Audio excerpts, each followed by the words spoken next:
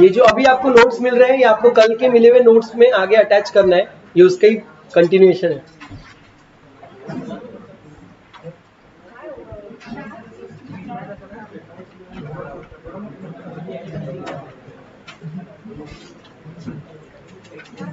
दिख रहा है क्लियर?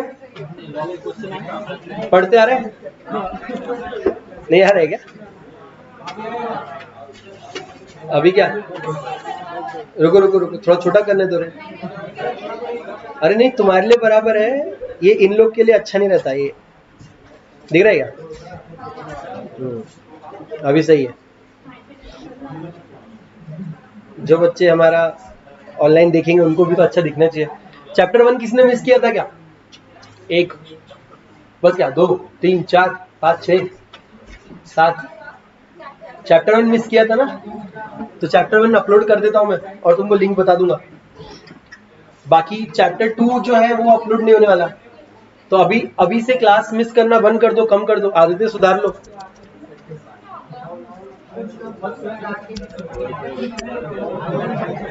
चलो कल क्या क्या देखा था पहले बताओ यार फास्ट। ये वाला चैप्टर देखे थे हमने, चैप्टर का नाम क्या था? Financial and accounting system. Okay, इसके हमने इंट्रोडक्शन में देखा था, बहुत कुछ देखा था हमने जो तुमको ऑलरेडी पता था। फाइनेंशियल अकाउंटिंग सिस्टम करता क्या है? अरे सुनो, आप ध्यान दो, बात बंद कर लो। फाइनेंशियल अकाउंटिंग सिस्टम करता क्या है सर? अरे फाइनेंशियल अकाउंटिंग सिस्टम करता क्या है? फाइनेंशियल अकाउंटिंग है ना, आप एंट्री करते हो, बैलेंस शीट तक जाता है, राइट? और क्या देखा था कल? ये हाथी देखा था, हाथी। वो बोले जब दूर से देखे तो क्लियर पिक्चर आता है, करेक्ट है ना? पास से देखेंगे तो एक एक चीज क्लियर नहीं समझ में आती। ओके, फिर हमने इंटीग्रेटेड सिस्टम्स और नॉन इंटीग्रेटेड सिस्टम्स, ये 2 टाइप की चीजें देखी थी। मेरे को बताओ नॉन इंटीग्रेटेड सिस्टम्स मतलब क्या? जो सब डिपार्टमेंट अपना अपना अलग अलग संभाल रहे हैं। बोले अकाउंट्स वाले को इन्वेंट्री का कुछ पता नहीं, इन्वेंट्री वाले को मार्केटिंग का कुछ पता नहीं है, मार्केटिंग वाले को सेल्स का कुछ पता नहीं है, हो सकता है ऐसा? और सेल्स वाले को फाइनेंस का बाकी का पता नहीं, ऐसा हो सकता है? एचआर वाले को कुछ भी पता नहीं वो हायर करे जा रहे हैं अपना, हाँ क्या? ऐसा थोड़ा थोड़ा हो सकता है। अच्छा, फिर इंटीग्रेटेड क्या रहता है? सबको सब कुछ पता है। यहाँ पर एक कॉमन डेटाबेस बनता है और कॉमन डेटाबेस के ऊपर सारे के सारे जो मॉड्यूल्स है, अबरार भाई अभी बस कर रहे हैं। जो इंटीग्रेटेड सीन है, इंटीग्रेटेड अकाउंटिंग सिस्टम का सीन क्या है? ये सब लोग मिलके एक साथ कम्युनिकेट कर करके काम कर रहे हैं। यानी अगर एक परचेज या सेल्स होता है तो सारे लोगों को ऑटोमेटिकली पता चल जाता है। फॉर एग्जांपल, सेल किया तो इन्वेंट्री वाले को पता चल जाएगा ये निकाल के रखने का। परचेज वाले को समझ में आएगा अरे क्वांटिटी कम हो रही है, और वो परचेज करेंगे या तो मैन्युफैक्चर करने लग सकता है, और मैन्युफैक्चर करने लगेगा तो raw material automatically just in time, वो भी देखा था हमने कि उतना ही रॉ मटेरियल आएगा जितना हमको जरूरी है। और क्या होगा? बैलेंस शीट तक इफेक्ट चला जाएगा एक ट्रांजैक्शन का ऑटोमेटिकली, किसी को फोन करके बोलने की जरूरत नहीं है। तो आपको overall picture, real time overall picture integrated system में दिखता है, जो नॉन इंटीग्रेटेड में पॉसिबल नहीं है। तो हमने इंटीग्रेटेड सिस्टम में ईआरपी देखा था। क्या टैली एक पूरा ओवरऑल ईआरपी है या इंटीग्रेटेड सिस्टम है? पार्ट फाइनेंस के मॉड्यूल के हिसाब से तो है, बट जैसे एचआर, मार्केटिंग, ये सारे अलग मॉड्यूल्स नहीं है। क्विक बुक्स के बारे में हमको पता चला था। क्विक बुक्स में क्या थी? 2 चीजें, फाइनेंस और पेरोल एंड अकाउंटिंग। पेरोल का भी एक कंसेप्ट है, पूरा ह्यूमन रिसोर्स नहीं है, सिर्फ पेरोल। अच्छा, payroll is a part of human resource. Okay, process भी देखा था हमने। कंप्यूटराइज्ड अकाउंटिंग सिस्टम, 2 टाइप के डेटा देखे थे, master data, non master data.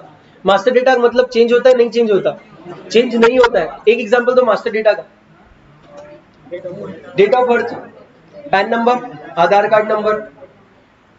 Non master data change होता है, एग्जांपल दो। डेट, क्या डेट? क्या? अच्छा, date of entry, okay. Address, telephone number, age, okay. तो master data, non master data देख लिया था अपन। और क्या देखा था भाई? ये एग्जांपल भी देख लिया था, इसमें मास्टर डेटा क्या है, नॉन मास्टर क्या है भी देखा था हमने। टाइप्स ऑफ वाउचर्स देखे थे, सबको सब पता रहेंगे इसमें से। वाउचर नंबर कैसे रहने चाहिए वो भी देखा। अकाउंटिंग का फ्लो बनाया था आप लोगों ने। टाइप्स ऑफ लेजर भी देखे थे, तो उसका भी फ्लो बनाया था। ग्रुपिंग के बारे में मैंने टैली में आपको करके दिखाया था, grouping. Okay, front end back and, waiter और कुक। वेटर फ्रंट एंड है बैक एंड है? फ्रंट एंड है। और कुक? वेटर को कौन सा लैंग्वेज आता है? कौन सा? दोनों, फ्रंट एंड का भी, मतलब यूजर लैंग्वेज और टेक्निकल लैंग्वेज। बैक एंड को कौन सा लैंग्वेज आएगा? सिर्फ टेक्निकल लैंग्वेज। ज्यादा अच्छे से प्रेजेंटेशन कौन करता है? Front end. और एक्चुअल रॉ डेटा प्रोसेसिंग कौन करता है? Back and. तो क्वेरी कौन जनरेट करता है? क्वेरी एक्चुअली यूजर जनरेट करता है, लेकिन यूजर लैंग्वेज जनरेट करता है। वेटर उसको टेक्निकल लैंग्वेज में कन्वर्ट करके किसको देता है? बैकएंड को। बैकएंड उसको प्रोसेस करके आउटपुट देता है। कौन से लैंग्वेज में देगा? टेक्निकल लैंग्वेज में। किसको देगा? फ्रंट एंड को। फ्रंट एंड उसको क्या करता है फिर? प्रेजेंटेबल फॉर्मेट में कन्वर्ट करता है। और कौन सी लैंग्वेज में कन्वर्ट करता है? यूजर लैंग्वेज में। और किसको प्रेजेंट करता है? जबरदस्त, झकास। ओके, ये रेस्टोरेंट कर लिया था मैंने। एप्लीकेशन सॉफ्टवेयर देख लिया था, और ओएस लेयर देखा था, और डेटाबेस लेयर देखा था। एप्लीकेशन क्या करता है? डेटाबेस लेयर से डेटा उठाकर क्या करता है? प्रेजेंट करता है। ओएस क्या करता है? एप्लीकेशन को वर्क करने के लिए हेल्प करता है। ओएस का काम क्या रहता है बताया? क्या हार्डवेयर को वर्क करने के लिए रेडी रखना। मतलब अपने लैपटॉप के अंदर ओएस डालना क्यों जरूरी होता है? अगर डायरेक्टली टैली इंस्टॉल क्यों नहीं करते लैपटॉप खरीदते से? सर टैली इंस्टॉल क्या पे करेंगे? तो एक ओएस तो चाहिए जो हार्डवेयर और सॉफ्टवेयर को बताए, मतलब हार्डवेयर सॉफ्टवेयर से ले डिटेल्स और हार्डवेयर को बताए अपने को ऐसा करना है। अभी मैं कैमरे का ऐप या फिर रिकॉर्डिंग चालू करता हूँ, ओएस नहीं होता ना, तो ये कैमरे का ऐप रिकॉर्डिंग स्टार्ट ही नहीं करता, हार्डवेयर चालू ही नहीं होता। ओएस बोलता है अरे ये एप्लीकेशन को कैमरा एक्सेस करना है, अभी ओएस हार्डवेयर को बोलता है भाई जाग जा, उठ जा, चालू हो जा। ओके, दो टाइप के एप्लीकेशन देखे थे, इंस्टॉल्ड और क्लाउड बेस्ड। अच्छा, तो ये क्विक बुक्स इंस्टॉल्ड है, क्लाउड बेस्ड है? और टैली? ओके, तो अच्छा कौन सा रहता है? अभी कैसे बोल सकते हैं? डिपेंड्स आपका रिक्वायरमेंट क्या है। फास्ट कौन सा रहता है? Installed. Any time anywhere access किसमें होता है? क्लाउड में। सेफ्टी ज्यादा किधर है? करेक्ट। और डेटा लॉस होने के चांसेस भी ज्यादा किधर है? इंस्टॉल्ड। ये सारी चीजें समझ में आई आपको? ओके, नॉन इंटीग्रेटेड सिस्टम भी देख लिया। ये भी देखा था कि नॉन इंटीग्रेटेड सिस्टम में एक ही आदमी का नाम, औरत का नाम 18 तरीके से लिख लिया उसने बिना मिडल नेम के। ईआरपी में मॉड्यूल्स भी देखे थे हमने। कौन से मॉड्यूल्स देखे थे? कुछ थोड़ा एक दो बताओ ना। एचआर मॉड्यूल था, फाइनेंस का था, और सीआरएम का था। वेरी गुड, सीआरएम का एक मॉड्यूल था, और प्रोजेक्ट्स के एक मॉड्यूल था। अरे भूल गए क्या? कल ही देखा ना, आत्माएं चली गई थी क्या उस मोमेंट पे? ओ, तो फिर तो ये याद ही नहीं होगा बेनिफिट्स ऑफ ईआरपी। याद है क्या? अच्छा, मैं एक्सपेक्ट नहीं कर रहा था कि तुमको पूरा रट्टा हो गया ये, बट मैं ऊपर के पॉइंट्स बोलूंगा, तुम अंदर का थोड़ा बहुत तो बताना चाहिए। सबसे पहले बताओ, इंफॉर्मेशन इंटीग्रेशन मतलब क्या? सारी इंफॉर्मेशन एक जगह पे सिक्योर्ड है, स्टोर्ड है, और वहीं से सब लोग एक्सेस कर रहे हैं। Okay, reduction in lead time. Lead time क्या होता है?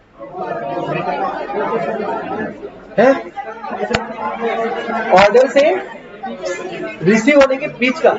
क्या रिसीव होने के? डिलीवरी या ऑर्डर रिसीव करने के लिए? Order receive.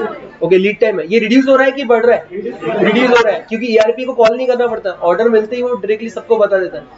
On time shipment possible है ईआरपी से। साइकिल टाइम क्या होता है? ऑर्डर करने से डिलीवरी के बीच का टाइम, ये भी रिड्यूस हो रहा है, क्योंकि अब इसको एग्जैक्टली पता है कौन सा प्रोडक्ट कौन से गोडाउन में रखा है, कब निकलना चाहिए, कैसे निकलना चाहिए, ऑटोमेटिक बोल भी देता है निकल जा भाई।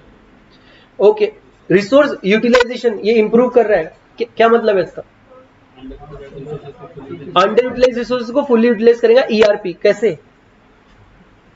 देखा था हमने, देखो सामने तुम्हारे, वर्क डिस्ट्रीब्यूट करता है। ओके, जो रिसोर्सेज खाली बैठे उनको भी काम बांटता रहेगा। याद नहीं आया है तुम लोग को? एक बार पढ़ो फटाक से। इंप्रूव रिसोर्स यूटिलाइजेशन, अंदर क्या लिखोगे उसके ऊपर मार्क्स है सर।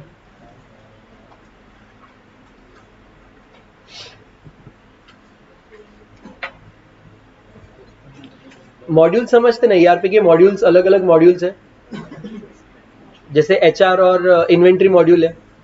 सारे मॉड्यूल एक साथ काम कर रहे हैं, तो सारे रिसोर्सेज एफिशिएंटली यूज कर रहे होंगे, वो बता रहे हो। पढ़ लिया?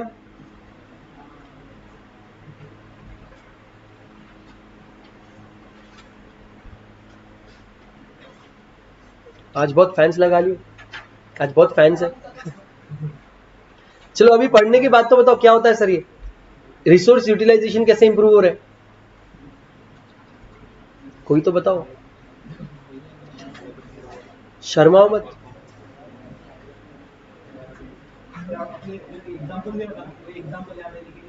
अच्छा एग्जाम्पल तो बता दो। अभी कोई प्रोडक्शन करना है, हाँ मशीन का एक काम वो काम है, तो वो मशीन डिसाइड करेगी कि भाई टू ग्रेटेस्ट ज्यादा से ज्यादा मशीन का जो कैपेसिटी है वो यूटिलाइज करेक्ट, काम करे। एग्जाम्पल था इसका, वो 10 का कैपेसिटी था, 8 ही प्रोड्यूस कर रहे थे अपन, तो फास्टेस्ट वे से प्रोड्यूस करने की कोशिश कर रहा था, वो रिसोर्स को एफिशिएंटली यूज करने की कोशिश कर रहे हैं। यहाँ पे वही लिखा है देखो, inventory is kept to minimum level, machine down time is minimum, goods are produce only as per demand and finish goods are delivered to the customers in the most efficient way. ये सारी चीजें लिखना है आपको इसमें। अच्छा better customer satisfaction, ये याद है कैसे बेटर सेटिस्फेक्शन होगा कस्टमर्स, ईआरपी में कस्टमर्स की भी डिटेल्स रहेंगे। अब कस्टमर को बार बार चिल्ला के बताना नहीं पड़ेगा कि उसने क्या परचेस किया है, हमको ऑलरेडी पता है, हमने कॉल सेंटर का एग्जांपल लिया था, उनको ऑलरेडी पता रहता है, वो सिर्फ कंफर्म करता है आपसे, और वो ये भी इन प्रोसेस कंफर्म कर लेते कि आप वही हो ना। ओके, इंप्रूव्ड सप्लायर परफॉर्मेंस, अरे हमने ईआरपी लगाया, सप्लायर का परफॉर्मेंस कैसे इंप्रूव होगा, सोचो सोचो, जस्ट इन टाइम का एग्जांपल था। हाँ हमको कोई चीज लग रही है, ERP by itself order place कर देता है, एंटिसिपेट करता है कि यार ये देखो 4 दिन से ऐसा सेल हो रहा है, अगले 2 दिन में हो सकता है कि हमारा इन्वेंट्री थ्रेशोल्ड से नीचे चला जाए, तो पहली एडवांस में क्या हमारे सप्लायर के रेट ऑलरेडी फिक्स्ड होते हैं, प्री फिक्स्ड, मैंने बताया था पूरे ईयर के एक फिक्स्ड होते हैं, वो भी सिस्टम में डालना पड़ता है, बाद में आप सिर्फ सेल और परचेस की वक्त क्वांटिटी डालोगे। इन शॉर्ट वो मैं आपको ये बता रहा हूँ कि जो रेट है वो भी मास्टर डेटा बन जाता है फॉर अ ईयर, आपको हर ट्रांजैक्शन में चेंज नहीं करना है, बस उसको बोलना है। सप्लायर को सिलेक्ट किया आपने, प्रोडक्ट को सिलेक्ट किया, क्योंकि एक सप्लायर आपको मल्टीपल प्रोडक्ट भी सेल कर रहा होगा, उसके रेट द मोमेंट आप प्रोडक्ट सिलेक्ट कर लोगे उसका रेट ऑटोमेटिक आ जाएगा। वो आपको क्या पूछेगा, क्वांटिटी, क्वांटिटी आप बता दो, वो ऑटोमेटिक कैलकुलेट कर लेगा, जीएसटी भी कैलकुलेट कर लेगा, और नीचे टोटल अमाउंट भी आ जाएगा। अगर सप्लायर ने गलत जीएसटी लगाया है उसके इनवॉइस में, तो भी हम हमारे इसमें गलत जीएसटी नहीं ले सकते, आपको उसको बोलना पड़ेगा आप आपका इनवॉइस ठीक करके भेजो, नहीं तो आप ऐसा बोल सकते हो कि जान देना उसने कम लगाया, अपन की टेंशन नहीं, अपने को भी क्रेडिट चाहिए रहता है। ओके, फिर increase flexibility, in what sense flexibility यानी कैसा, गवर्नमेंट ने अगर अपना प्रोडक्ट बैन कर दिया, चेंज कर सकते, एक एक आदमी को बताने की जरूरत नहीं है, ईआरपी में एज अ होल आप बता दो ये प्रोडक्ट बंद है, तो उसका सेल परचेज प्रोडक्शन सारा बंद हो जाएगा। क्वालिटी कॉस्ट, मैंने कल बताया था quality always comes for a price, लेकिन यहाँ पर हमको क्वालिटी में इंप्रूवमेंट हो रहा है, लेकिन प्राइस उसका एडिशनल पे नहीं करना है, सिर्फ ईआरपी लगाने से क्वालिटी इंप्रूव हो जाएगा, क्योंकि अब कोई आदमी अपना काम नजरअंदाज नहीं कर सकता। फॉर एग्जाम्पल अगर मैंने एक एंट्री करना था, पहले मेरे पास ईआरपी नहीं है, मैंने एंट्री किया, मैंने अप्रूव कर दिया, अब ईआरपी आने के बाद मैं अप्रूव कर ही नहीं सकता, बिकॉज मेकर चेकर अलग हो चुका है, अब क्वालिटी बढ़ गया, अगर मेरे से कोई गलती हुई होगी, जो चेकर है वो उसको ठीक कर देगा, समझ लो, तो अब मैं चाह के भी गलती करूंगा अगर, तो आगे वाला उसको करेक्ट करने वाला है, तो क्वालिटी ऑफ वर्क सुधर गया मेरा। फिर क्या था, बेटर एनालिसिस प्लानिंग कैपेबिलिटीज, हम अब ओवरऑल पिक्चर इंटीग्रेटेड देखेंगे, पूरा हाथी को दूर से देख रहे हैं, अब प्लानिंग करने बहुत इजी होगा। पहले अपने को एक एक चीज का इंफॉर्मेशन था, अकाउंट्स का था, इन्वेंट्री का नहीं था, अभी सबका ओवरऑल अपने को एक व्यू आ रहा है, तो अब अपने लिए प्लानिंग करना बहुत इजी है, डिसीजन लेना इजी है, very good. Improve information accuracy and decision making capability, वही नेक्स्ट पॉइंट है, इन्फॉर्मेशन की एक्यूरेसी भी बढ़ गई और डिसीजन मेकिंग कैपेबिलिटी भी सुधर गई, और आप जब भी ईआरपी लेते हैं आपको लेटेस्ट टेक्नोलॉजी में लेना पड़ता है, तो इन शॉर्ट आप लेटेस्ट हार्डवेयर भी आपके पास आ जाएंगे, इसीलिए ये एक्सपेंसिव जाता है ना। फीचर्स भी देख लेते कल अपन ने, क्या क्या थे भाई,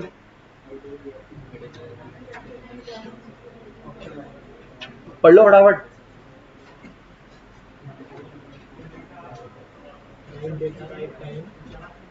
बराबर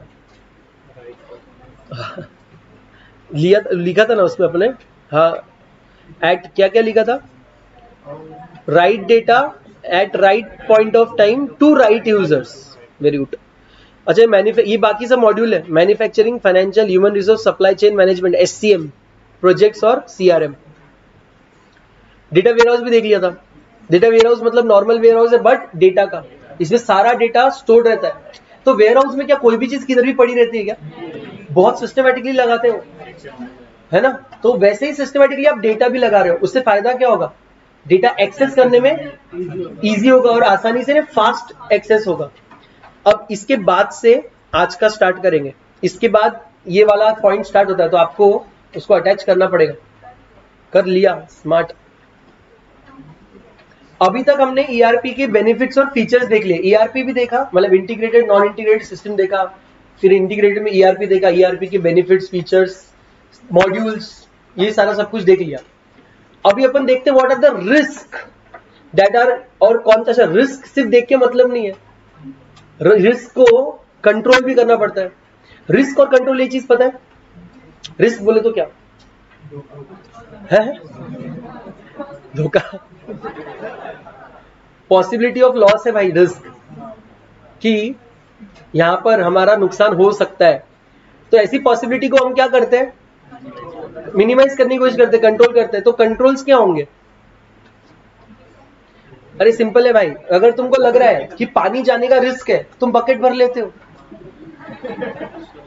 अच्छा, जितना पानी तुमको लगता है उतना पूरा तो तुम भर के रख नहीं सकते, लेकिन थोड़ा बहुत तो भी बच जाता है ना। बस ऐसे ही है सब, नीचे सारे रिस्क है और उसके रिस्पेक्टिव कंट्रोल्स है। तो सिर्फ रिस्क नहीं देखेंगे हम, उसके कंट्रोल्स भी देख लेंगे। ओके, देख लो फिर। सबसे पहला major features of an ERP system is central database. यहीं पे सब कुछ है, मतलब यही सेंट्रल डेटाबेस का ही रीजन है कि ईआरपी हम लोग यूज करते हैं। As the complete data is stored centrally at one place, ensuring safety of data and minimizing risk of loss of data is a big challenge. In non-integrated system, data is stored at each department separately. Hence, the risk is low. एक जगह का data hard disk उड़ना और 10 जगह के hard disk simultaneously उड़ना, probability किसका ज्यादा है? एक जगह का डेटा उड़ने का प्रोबेबिलिटी ज्यादा है। वही बता रहा है वो। तो उसने बोला है due to central database all the persons in the organisation access the same set of data on daily basis. This again poses the risk of leakage of information or access of information to non-related person. Non-related person बोले तो hackers, ये hackers भी हो सकते हैं या अपने अपने अपने एंटिटी के भी कुछ लोग हो सकते हैं जिनको डेटा नहीं मिलना चाहिए बट मिल गया। ऑथोराइज डेटा है लेकिन अनऑथोराइज पर्सन को मिल गया, वो भी तो रिस्क है। A person from sales department checking salary of a person in production. मजा आ रहा है उसको। तो ये भी रिस्क है सर। ओके, तो ये बाहर का आदमी नहीं, अंदर का आदमी है, लेकिन ऐसी कुछ इंफॉर्मेशन को एक्सेस करा है जो उसको नहीं होनी चाहिए। क्या पाया होगा उसने ये करके? अगली बार जब उसका वो इंक्रीमेंट की बात आएगी तो बोलेगा उसको तो इतना दे रहे हो आप, मेरे को भी दो। Again, as there is a central database, all users shall use the same data for recording of transaction. Hence, there is one more risk of putting incorrect data in the system by unrelated user. Incorrect system में data डाल रहा है, कौन डाल रहा है? Unrelated user. Example देखो, person in HR recording a purchase order. क्या लगता है गलतियां हो सकती है क्या इससे? This is a risk due to central database. Only the controls are needed to minimize such type of risk. तो हम लोग को ये दोनों रिस्क के रिलेटेड एक चीज समझाए, एक एक्सेस कंट्रोल नाम का चीज है वो लगा देने का। एक्सेस कंट्रोल मतलब क्या है? कौन सी चीज का किसको एक्सेस मिलेगा ये कंट्रोल रहना चाहिए। फॉर एग्जांपल, ह्यूमन रिसोर्स का डेटा प्रोडक्शन वाले को एक्सेस होना चाहिए, नहीं होना चाहिए? क्या मैनेजमेंट को उसका एक्सेस होना चाहिए, नहीं होना चाहिए? होना चाहिए। क्या एमडी को उसका एक्सेस होना चाहिए? क्या ऑडिटर को उसका एक्सेस होना चाहिए? होना चाहिए, but read only. External auditor हो, मतलब स्टैट्यूटरी ऑडिटर या इंटरनल ऑडिटर हो, auditors always read only. Management auditor, management audit होते हैं ना, मैनेजमेंट ऑडिटर क्या वो रीड होता है या रीड एंड राइट दोनों होता है? रीड एंड राइट गलत। सर ऑडिटर है, ऑडिटर ना सिर्फ ऑडिट करने आए, वहां पे वो सिर्फ देखने आए कि आपने कुछ गलत किया है क्या। गलत किया होगा तो वो रिपोर्ट करके चले जाएंगे, करेक्ट करने का रिस्पॉन्सिबिलिटी उनका नहीं है। फाइनेंशियल स्टेटमेंट्स बनाने का रिस्पॉन्सिबिलिटी किसका होता है? मैनेजमेंट का। तो अगर उसमें कुछ गलती होती है तो सुधारने का रिस्पॉन्सिबिलिटी किसका होता है? उसमें फ्रॉड ना हो इसका ख्याल रखने का रिस्पॉन्सिबिलिटी किसका है? ऑडिटर का नहीं है भाई। तुम ऑडिट पढ़ रहे हो ना भाई, auditor is a watchdog not a blood hound. पहला चीज पढ़े होंगे अपन, अपना रिस्पॉन्सिबिलिटी नहीं है। अगर तुमको फ्रॉड मिल गया तो क्या करोगे? कौन से सेक्शन में? 14312 बराबर। उसके अंदर आपको बताया ना, more than 1 CR less than 1 CR, बस अपने को रिपोर्टिंग करना है और कुछ नहीं। क्या आपको उसके करेक्टिव एंट्री मारना है? क्या आपको ये मेक श्योर करना है कि कोई ना कोई करेक्टिव एंट्री मारे? नहीं, ये मैनेजमेंट अपने रिपोर्ट में बताएंगे। अदरवाइज जो आपके शेयर होल्डर्स है वो क्वेश्चन रेज करेंगे कि जब आपको ऑडिटर चिल्ला चिल्ला के बता रहा है इधर फ्रॉड है, आपने करेक्टिव एक्शन क्या लिया? कहां पर आता है ये? बोर्ड रिपोर्ट में आता है ना, ये भी पढ़ा है, ठीक है। तो एक्सेस कंट्रोल में सबसे सॉर्टेड सीन रहेगा ना, आप मुझे उतना ही एक्सेस दो जितना मुझे काम है। नीड टू नो बेसिस जैसा नीड टू डू बेसिस। अब देखो ERP implementation, what do mean by ERP implementation? पहले बताओ। ईआरपी खरीदा, ये एक पार्ट हुआ, उसको इंप्लीमेंट करना अपने डेली लाइफ में, ये एक अलग ही पार्ट है। अभी तक तो सिर्फ पैसा लगा था, अब चैन सुकून जिंदगी सब कुछ छिन जाती है इसमें। कंपनी के लोग ऐसे रात में दुखी आत्मा लेके ऐसे जाते हैं घर पे, आंसू पोंछते पोंछते 12-12 घंटे पर डे बैठे रहते हैं, नया नया कुछ तो सिस्टम आ रहा है, कलर चेंज हो रहा है। सच में होता है। ERP system implementation is a huge task and requires a lot of time, money and above all क्या बोल रहा है? और ये फैक्ट लिखा है भाई, हमने देखा है लोगों को रोते हुए। The success or failure of an ERP or saying it in terms of payback or ROI of an ERP is dependent on its successful implementation. Because laws तो बहुत अच्छे बनाए, कंट्री में भी बहुत अच्छे laws है, implement अगर हो तो मजा आएगा। अदरवाइज आप बहुत अच्छे लॉ बनाओ बट इंप्लीमेंट ना करो तो there is no point. And once implemented उसका प्रॉपर यूसेज भी होना चाहिए। नीचे दिए tables ABCDE provide extensive discussion on the issue. People कौन होते हैं? लोग बाहर के या कंपनी के अंदर के? पीपल मतलब पीपल जो भी रिलेटेड होगा ERP से। प्रोसेस मतलब आपका वर्क। टेक्नोलॉजिकल बोले तो IT department and other implementation and post implementation issues that arise during implementation and related controls respectively। तो बहुत अच्छी पार्ट इसके नीचे की जो टेबल्स है उसकी बेस्ट पार्ट यही है, सिर्फ तकलीफ नहीं बता रहे आपको, उसके लिए एक सोल्यूशन भी दे रहे हैं। देखो एक एक करके देते हैं। पहला क्या है? पीपल में देखो कौन आ रहा है? Employees, management, implementation team. ये बाहर के होते हैं या अंदर के होते हैं? सर डिपेंड करता है आपने ERP खरीदा या बनवाया है। अगर आपने ERP पूरी की पूरी तरह बनवाया है, आपने क्या वो आउटसोर्स करके बनवाया है या इन हाउस टीम से बनवाया है? अगर आपने उसको आउटसोर्स करके बनाया तो बाहर के लोग होंगे, अगर आपने बनवाया है इन हाउस टीम हायर करके तो आपके विद इन कंपनी के लोग होंगे। Majority of time generally speaking implementation team बाहर से होती है, आउटसोर्स होती है। कंसल्टेंट भी होते हैं, ये लोग ने ERP बनाया नहीं है, इन लोगों ने खरीदा भी नहीं है, इन लोगों ने सिर्फ अपना ज्ञान प्रदर्शन किया है कि आपने खरीदना चाहिए, नहीं बस खरीदना चाहिए तो कौन सा खरीदना चाहिए, कब खरीदना चाहिए और कैसे इंप्लीमेंटेशन करना चाहिए, हर चीज के कंसल्टेंट होते हैं। कभी कभी आप हो सकता है कंपनी लेके जाओगे CA के पास, सर हमारा ये टर्नओवर है, ये हमारे लोग है, नंबर ऑफ एम्प्लॉइज, ये हमारे नंबर ऑफ लोकेशन है, ब्रांचेस है, इतना इतना मैन्युफैक्चरिंग है, इतने यूनिट्स का टर्नओवर है, इतने इन्वेंट्री आते हैं, इतने इन्वेंट्री जाते हैं। अब आप मेरे को बताओ हमारे पास ERP हमारे पास होना चाहिए नहीं होना चाहिए? फिर वो अपना टैलेंट लगा के बोलेगा होना चाहिए या तो नहीं होना चाहिए। होना चाहिए तो आपका नेक्स्ट सवाल क्या रहेगा? कौन सा? वो आपको बता सकता है कौन सा? बता सकता है, ऑफ कोर्स बता सकता है, वो बताएगा। फिर आप उसके लिए बाहर जाओगे, वेंडर्स ढूंढोगे, वेंडर्स उनको बोलोगे, फिर सबसे कम रेट में जो सबसे अच्छा सर्विस दे रहा होगा उसको आप सिलेक्ट करोगे, फिर परचेस चालू होगा। और परचेस के बाद भी हो सकता है आप कंसल्टेंसी सर्विस ले रहे हो कि सर हमने ये खरीदा, अब आप चेक करके बताओ कि जो आपको हमारा पूरा स्टेटस पता है ये हमारे लिए परफेक्ट है कि नहीं, ये बताओ। ये हर चीज जो बाहर के लोग आपको कंसल्टेंसी देते हैं ये लोग भी पीपल में आते हैं। एंड वेंडर कौन है भाई जिससे ERP ले रहे हो आप? These are the most crucial factors that decide the success or failure of ERP system. सबसे पहला चेंज मैनेजमेंट। चेंज अच्छा होता है या बुरा होता है? बहुत ही नाइव लोग हो आप, एटीट्यूड पे डिपेंड है, ये सही आंसर है। अपन लोग अभी ये एज में अपने को लगता है यार कुछ तो चेंज हो रहा है ना लाइफ में, अच्छी बात है। ऐसे एम्प्लॉइज के बारे में सोचो जो लास्ट 40 साल से एक कंप्यूटर पे, एक ही सिस्टम पे, एक ही काम कर रहा है। अब उसके रिटायरमेंट को कुछ 1 साल बचा है सपोज, या कुछ 4-5 साल बचे, और आप उसको क्या बोल रहे हो? सुनना भाई एक ईआरपी का कोर्स क्यों नहीं कर लेता, हम ईआरपी लेके आ रहे हैं।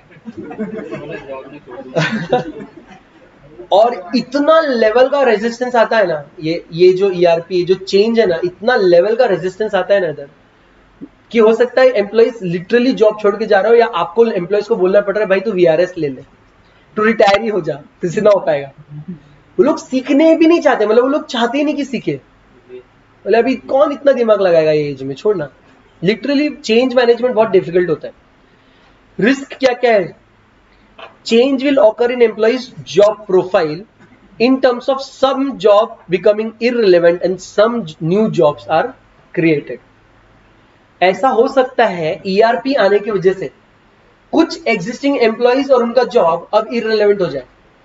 फॉर एग्जाम्पल, मैंने एक एम्प्लॉय रखा था जो जर्नल एंट्री से सिर्फ पोस्टिंग करता था।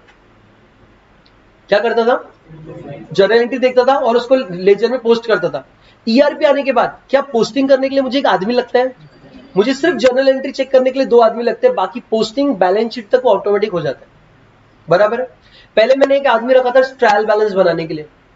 क्या अभी ट्रायल बैलेंस बनाने के लिए लगेगा आदमी? नहीं लगेगा। और क्या लगते थे पहले? ऐसे लगते थे। इंटीग्रेटेड में तो लगते ही थे। पूरा बैलेंस शीट P&L ये लोग बैठ के बनाते थे। अभी नहीं लग रहा, तो ये जॉब क्या हो गया अब? इररिलेवेंट। अब वो कितने भी साल से काम कर रहा हो, आपको उसको निकालना पड़ेगा या तो कोई और काम देना पड़ेगा। कुछ नए जॉब्स भी आ सकते हैं। फॉर एग्जाम्पल, आपको इंटरनल ऑडिटर, अभी तक आपका फाइनेंशियल संभालता था, अब आपको एक आईटी का भी इंटरनल ऑडिटर लगेगा, मतलब जिसको टेक्नोलॉजी का नॉलेज हो। क्यों? ईआरपी का ऑडिट करना पड़ता है कि नहीं? सर, आपको ईआरपी लेने के बाद भी इंप्लीमेंटेशन उसके अपडेट्स मिलते रहते हैं, करेक्ट?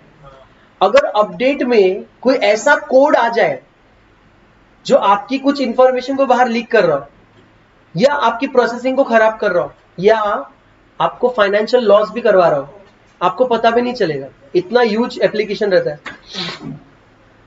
ओ, क्या हुआ?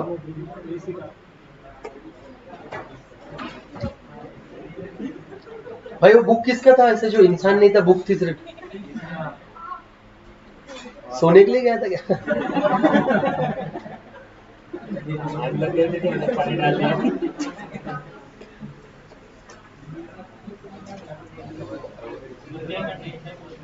चलो कोई नहीं, अभी तो बुक ले ले। अच्छा, उधर नहीं आएगा पानी। चलो ठीक है, कंटिन्यू करो भाई, आग लगाने से पहले पानी गिर गया। ओके, तो ऐसे भी कुछ जॉब्स हो सकते हैं जो नए आए, जैसे IAS ऑडिटर का हमने देखा। ये स्टैट्यूटरी होता है, इंटरनल भी आप रख सकते हो। ओके, तो इसके लिए कंट्रोल्स क्या चाहिए आपको? Proper training of users with well documented manuals. User manual देखा है ना आपने? यूजर मैनुअल्स, कोई भी प्रोडक्ट खरीदते उसका मैनुअल होता है अलग अलग लैंग्वेजेस में। ऐसा आपका ERP का भी एक मैनुअल होता है। आपको वो मैनुअल डॉक्यूमेंट करके रखना पड़ता है। जब भी अपडेट आएंगे मैनुअल में अपडेट डालना पड़ता है आपको, ताकि हर एक को उसका ड्यूटी कैसे करना है ये क्लियर हो। ड्यूटी करना है ये पता रहता है, कैसे करना है ये पता नहीं रहता। Practical hands-on training of ERP system should be provided so that the transition from old system to ERP is smooth and hassle-free. क्या ये लोग प्रोवाइड करते होंगे एग्जिस्टिंग एम्प्लॉइज को ट्रेनिंग? 3-3, 4-4 महीने का यूजुअली कंपनीज में ट्रेनिंग होता है। उसमें एक्सटेंसिवली आपको जो नया सिस्टम है उसका हैंड्स ऑन ट्रेनिंग देते हैं, मतलब उन्होंने क्या करना है ये उनको सिखाया जाता है। कभी कभी ऐसा करते हैं लोग, एक ही एंट्री 2 बार करते हैं, ओल्ड सिस्टम में भी और न्यू सिस्टम में भी, जस्ट टू चेक कि दोनों सिस्टम में रिजल्ट्स प्रॉपर आ रहे हैं कि नहीं। तो आप अब उस मोमेंट पे आप उन लोगों का प्रेशर समझो जो एम्प्लॉई अब वो उसका ही काम 2 बार कर रहा है, सैलरी नहीं डबल हो रही, सिर्फ काम डबल हो रहा है, प्लस उसको 3 महीने का ट्रेनिंग करना है ERP का। ERP का 3 महीना ट्रेनिंग किया, उसके बाद अपना ही काम वो 2 बार कर रहा है। ट्रेनिंग के दौरान भी उसको अपना खुद का काम करना है, कोई और नहीं आ रहा है उसका काम करने। तो 10 to 6 जॉब करेगा, 6 to 9 ट्रेनिंग लेगा ERP का। अगले दिन जब वो 10 to 6 आएगा ट्रेनिंग के बाद, तो 10 to 6 का अपना नॉर्मल काम पुराने सॉफ्टवेयर में भी करेगा और नया काम नए सॉफ्टवेयर में भी करेगा। ये रीजन है कि ERP को ना एम्प्लॉइज वेलकम नहीं करते। और ये पूरा मैं तुमको बोला इंप्लीमेंटेशन 1.5-2 साल चलता है, ये लिटरली 1-1.5 साल उनका यही चलता रहता है, पागल हो जाते लोग।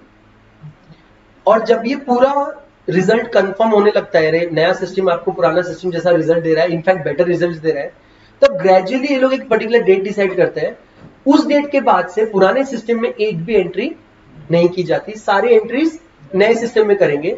जितना भी बैलेंस है उस पुराने सिस्टम का on that particular date as an account will get transfer into new. आप उस साल अगर आप ऑडिटर हो तो क्या आपको नए सिस्टम को ऑडिट करना है या ओल्ड? दोनों को ऑडिट करना पड़ता है। पार्ट ऑफ द पीरियड आप ओल्ड सिस्टम को ऑडिट करेंगे, फिर आप ये ट्रांसमिशन, ये जो ट्रांजिशन हो रहा है ना ओल्ड सिस्टम टू न्यू, इसका एक सेपरेट ऑडिट होता है। जब आप सिस्टम से, पुराने सिस्टम से नए सिस्टम में डेटा ट्रांसफर करते हो, उस एक पर्टिकुलर ट्रांजैक्शन का, इस इवेंट का एक अलग ऑडिट होता है और उसमें भी आपको उसका भी रिपोर्ट देखना है। ऑफकोर्स देखना पड़ेगा सर। और उसके बाद आपको नए सिस्टम में नया ऑडिट करना है। क्या ऑडिटर को कोई ट्रेनिंग मिलती होगी? लेना ही पड़ेगा। क्या लगता है? So auditors we are like people are expecting कि हम लोग को ईआरपी हैंडल करना आना चाहिए। So not all auditors get training. जब बिग फोर्स में अगर आप देखो, उनका अच्छा खासा एक्सपीरियंस होता है एसएपी का, ईआरपी का, हर जगह वो ईआरपी में काम करते हैं। मीडियम साइज फर्म्स में भी आजकल बहुत ERP is not a big deal now, जैसा पहले था वैसा नहीं। आजकल बहुत सारी जगह पे आपको ईआरपी मिलेगा अलग अलग लेवल का। छोटे फर्म्स में ईआरपी का कोई एक्सपीरियंस नहीं रहता, तो हो सकता है आपको ट्रेनिंग मिले, हो सकता है ना मिले, मेनी टाइम्स नहीं मिलता, आपको उधर जाके देखना पड़ता है क्या करना है। इसलिए एटलीस्ट बोलते हैं टेक्निकली स्ट्रॉन्ग रहो, इसीलिए सब्जेक्ट्स है आपको उधर जाके बेशर्म से पूछने का, ये क्या है, कैसे आता है, करने का, अपने को अपना काम अच्छे से करने का है। Second, the way in which organisation functions will change, planning, forecasting, decision making capabilities will improve and information integration will happen. बराबर है? It requires ensuring that project charter or mission statement exist. Project requirements are to be properly documented and signed by the user and the senior management. Project charter क्या होता है? ये सारी चीजें सुनिए तुम लोग। चार्टर पता है कोई भी चीज का चार्टर? ये चार्टर्ड अकाउंटेंट वाला चार्टर्ड नहीं। चार्टर मतलब क्या? नहीं, करो गूगल, करो करो करो, शर्माने का नहीं, सबने करने का, याद रहता है फिर खुद से। क्या हुआ? मोबाइल अंदर रखा है? पबजी, मैंने क्या पबजी वाला भी है? कहा गया पबजी वाला? भाई तेरे को मिनिमाइज करना पड़ेगा गेम।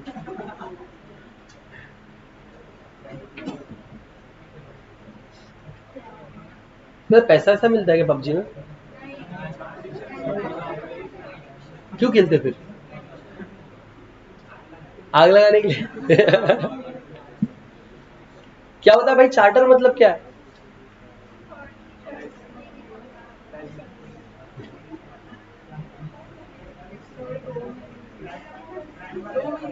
हाँ, एक पहला बताओ। रिटर्न, जोर से बोलना।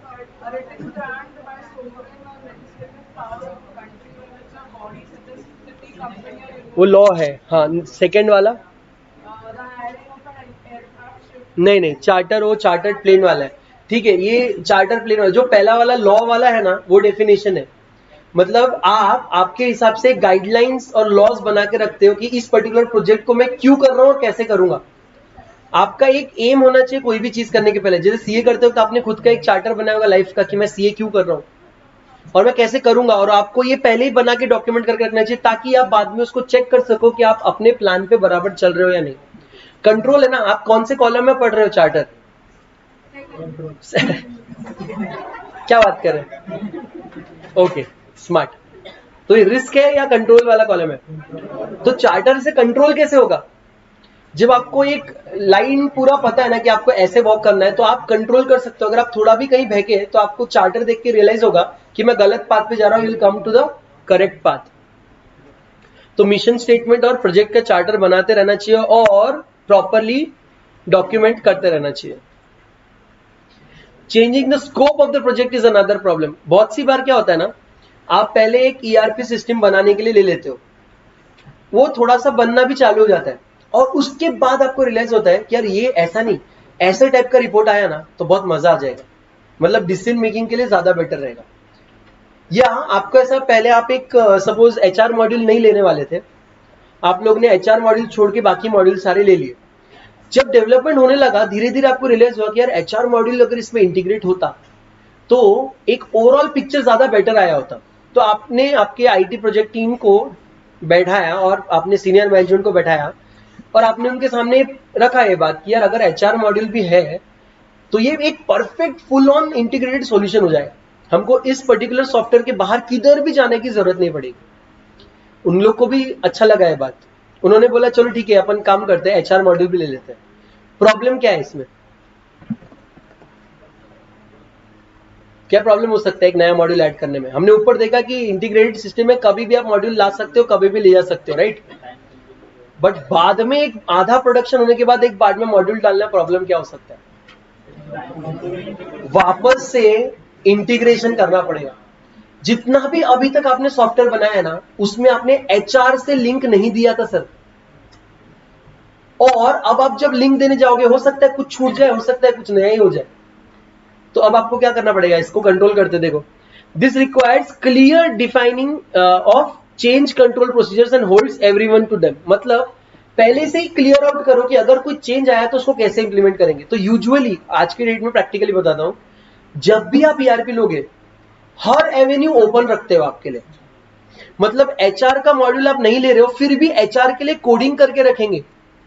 कौन से साइड का? फाइनेंस के साइड का। मैं अभी ये फाइनेंशियल मॉड्यूल देख रहा हूं, कहीं कहीं फाइनेंशियल मॉड्यूल में अगर मैं एम्प्लॉय के आईडी पे क्लिक करूं तो मुझे एम्प्लॉयज के डिटेल्स दिखने चाहिए, उसका सैलरी और सारा डिटेल दिखना चाहिए, बट वो एचआर मॉड्यूल में आता है, it doesn't come in financial module. Still वो क्लिकेबल लिंक वहां पे रहेगा, बट वो क्लिक करोगे तो कुछ होगा नहीं। कब तक कुछ नहीं होगा? जब तक आपकी कंपनी ये एचआर मॉड्यूल खरीदने लेती। द मोमेंट एचआर मॉड्यूल खरीदा, एचआर मॉड्यूल से इसको कनेक्ट करने का वो लिंक जो यहाँ पे ऑलरेडी एक सॉकेट छोड़ा हुआ है अपने फाइनेंशियल में, वो डाल देंगे। समझ रहे हो? यानी इसको बोलते हैं स्कोप ऑफ इंप्रूवमेंट। आप हर जगह ना ब्रांचेस क्रिएट करके रख रहे हो, scope of improvement. The moment दूसरा मॉड्यूल आया आपको बस उसको ज्वाइन करना है, कनेक्ट करना है, और अब वो लिंक पे अगर आप क्लिक करोगे you will get to that employees detail. ये practically it takes time, it's not easy कि ऐसे आपको कोडिंग अननेसेसरी, ये इसमें भी अननेसेसरी कोडिंग जा रहा होगा ना फाइनेंशियल में एचआर को कंट्रोल करने में, बट स्टिल वो करते हैं क्योंकि उनको मालूम है कि ये ऐसी लत है एंटरप्राइज रिसोर्स प्लानिंग। आप एक मॉड्यूल ले लिए तो आप अपने आप को भी रोक नहीं सकते और धीरे धीरे सारे मॉड्यूल लेके आप इंटीग्रेट कर ही लेते हो।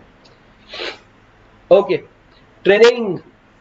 Since the greater part of the अरे ट्रेनिंग करो उसको, ट्रेनिंग।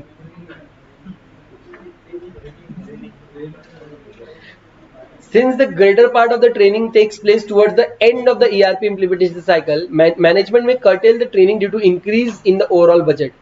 ये लॉजिकली सही है क्या? ऐसा होता होगा क्योंकि पहले देना चाहिए ना ट्रेनिंग। तो क्या बोल रहे हो लोग? आज क्या मतलब, आज क्या किया तुम लोगों ने? आज जैसे कुछ तो बहुत डाउन डाउन सा लग रहा है जीवन में। थक गए क्या? नहीं ना? मजा नहीं आ रहा है ईआरपी में? आ रहा है ना? ईआरपी बहुत अभी अमेजिंग चीज है। एक बार वापस से पढ़ के देखो ना, ट्रेनिंग में ऐसा क्यों बोल रहा है कि बाद में ट्रेनिंग करने का? रिस्क क्या है यहाँ पे?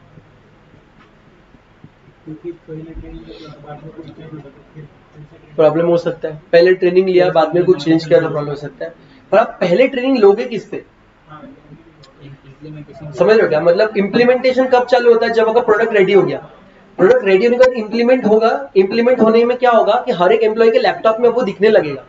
जब उसके लैपटॉप में वो दिखने लगेगा तभी तो वो ट्रेनिंग स्टार्ट करेगा ना। समझ रहे हो लॉजिकल? तो towards end of the cycle training begins. Training कितने महीने का बोला था मैंने? मिनिमम 3 months का रहता है। क्या ये ट्रेनिंग फ्री में देते होंगे लोग? फ्री में नहीं देते सर, एवरीथिंग इज चार्जेबल, उसका भी चार्ज कलेक्ट करते हैं। तो बाद में ऐसा भी हो सकता है कि आपने एक 1 CR का बजट बनाया था और ऑलरेडी 1.5 CR लग चुके हैं और अभी भी ट्रेनिंग बाकी है। It is very much possible.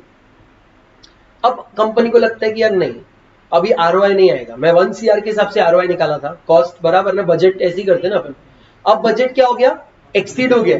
अब मुझे सेम ROI मिलेगा क्या? तो अब वक्त ही बताएगा क्या मिलता है, और अभी इनका ट्रेनिंग में पैसा डालो। तो लेकिन प्रॉब्लम है ना, ट्रेनिंग नहीं दोगे तो प्रॉपर इम्प्लीमेंटेशन होगा नहीं, तो आरओआई और कम होगा। करेक्ट है ना? मुझे अगर इस पर्टिकुलर पीडीएफ को यूज करने का या एक्सेल शीट का मुझे अगर ट्रेनिंग मिला है, तो मैं एक टेबल बनाना है, कैलकुलेशन करना है, इनफैक्ट किसी का आईटीआर भी फाइल करना है, तो मैं फास्ट फाइल कर पाऊंगा, क्योंकि मुझे एक्सेल का हैंड्स ऑन ट्रेनिंग आता है। अगर मैंने लाइफ में पहली बार एक्सेल देखा है और तुम मेरे से एक्सपेक्ट करें मैंने डायरेक्ट आईटीआर फाइल करना चाहिए, बड़े बड़े डेटा एनालिसिस करना चाहिए, क्या मैं कर पाऊंगा? Training is necessary. कंट्रोल देखो क्या होगा। Training is a project managed activity and shall be imparted to the user in an organization by skilled consultants and representatives of the hardware and package vendor। वो बोल रहे कि training नहीं देना ये पॉसिबल ही नहीं है। मतलब आपका पूरा, मतलब आपने कार खरीदी और ड्राइविंग लाइसेंस नहीं लिया, ये वाला सीन है वो, तो आपका जितना भी इन्वेस्टमेंट है पूरा जीरो हो गया। तो आपको ट्रेनिंग देना ही है, प्लस स्किल्ड एम्प्लॉय से ट्रेनिंग दो। कभी कभी ऑर्गेनाइजेशन फिर इसमें और गेम खेल लेते, वो ऑलरेडी जो स्मार्ट और स्किल्ड पीपल रहते हैं ना, सिर्फ उन लोगों को ट्रेनिंग देते हैं और उनको एकदम एक्सटेंसिव ट्रेनिंग देते हैं। करेक्ट? वो एम्प्लॉयज है आपके, और फिर वो स्किल्ड एम्प्लॉयज बाकी एम्प्लॉयज को ट्रेनिंग देते हैं। सॉर्टेड है? क्या सेकेंड ट्रेनिंग में पैसा लगेगा? पहला ट्रेनिंग में लगा था, लेकिन 1000 एम्प्लॉयज में से आपने कितने चुने थे? 200। तो आपने ट्रेनिंग का कॉस्ट कितने लोगों का पे किया? 200। और एक्चुअल ट्रेनिंग कितने लोगों की हुई? पूरे 1000 लोग। लॉजिक है ना? अच्छा भी है, इसलिए कंसल्टेंट से पूछना रहता है थोड़ा थोड़ा, वो ऐसे ही जुगाड़ देते रहते चीजें। स्टाफ टर्नओवर, ये हमने पूरा डिस्कस किया। स्टाफ टर्नओवर क्या होता है? स्टाफ टर्नओवर बोले तो आया गया, अच्छा नहीं है ना ये। As the overall system is integrated and connected with each other department, it becomes complicated and difficult to understand.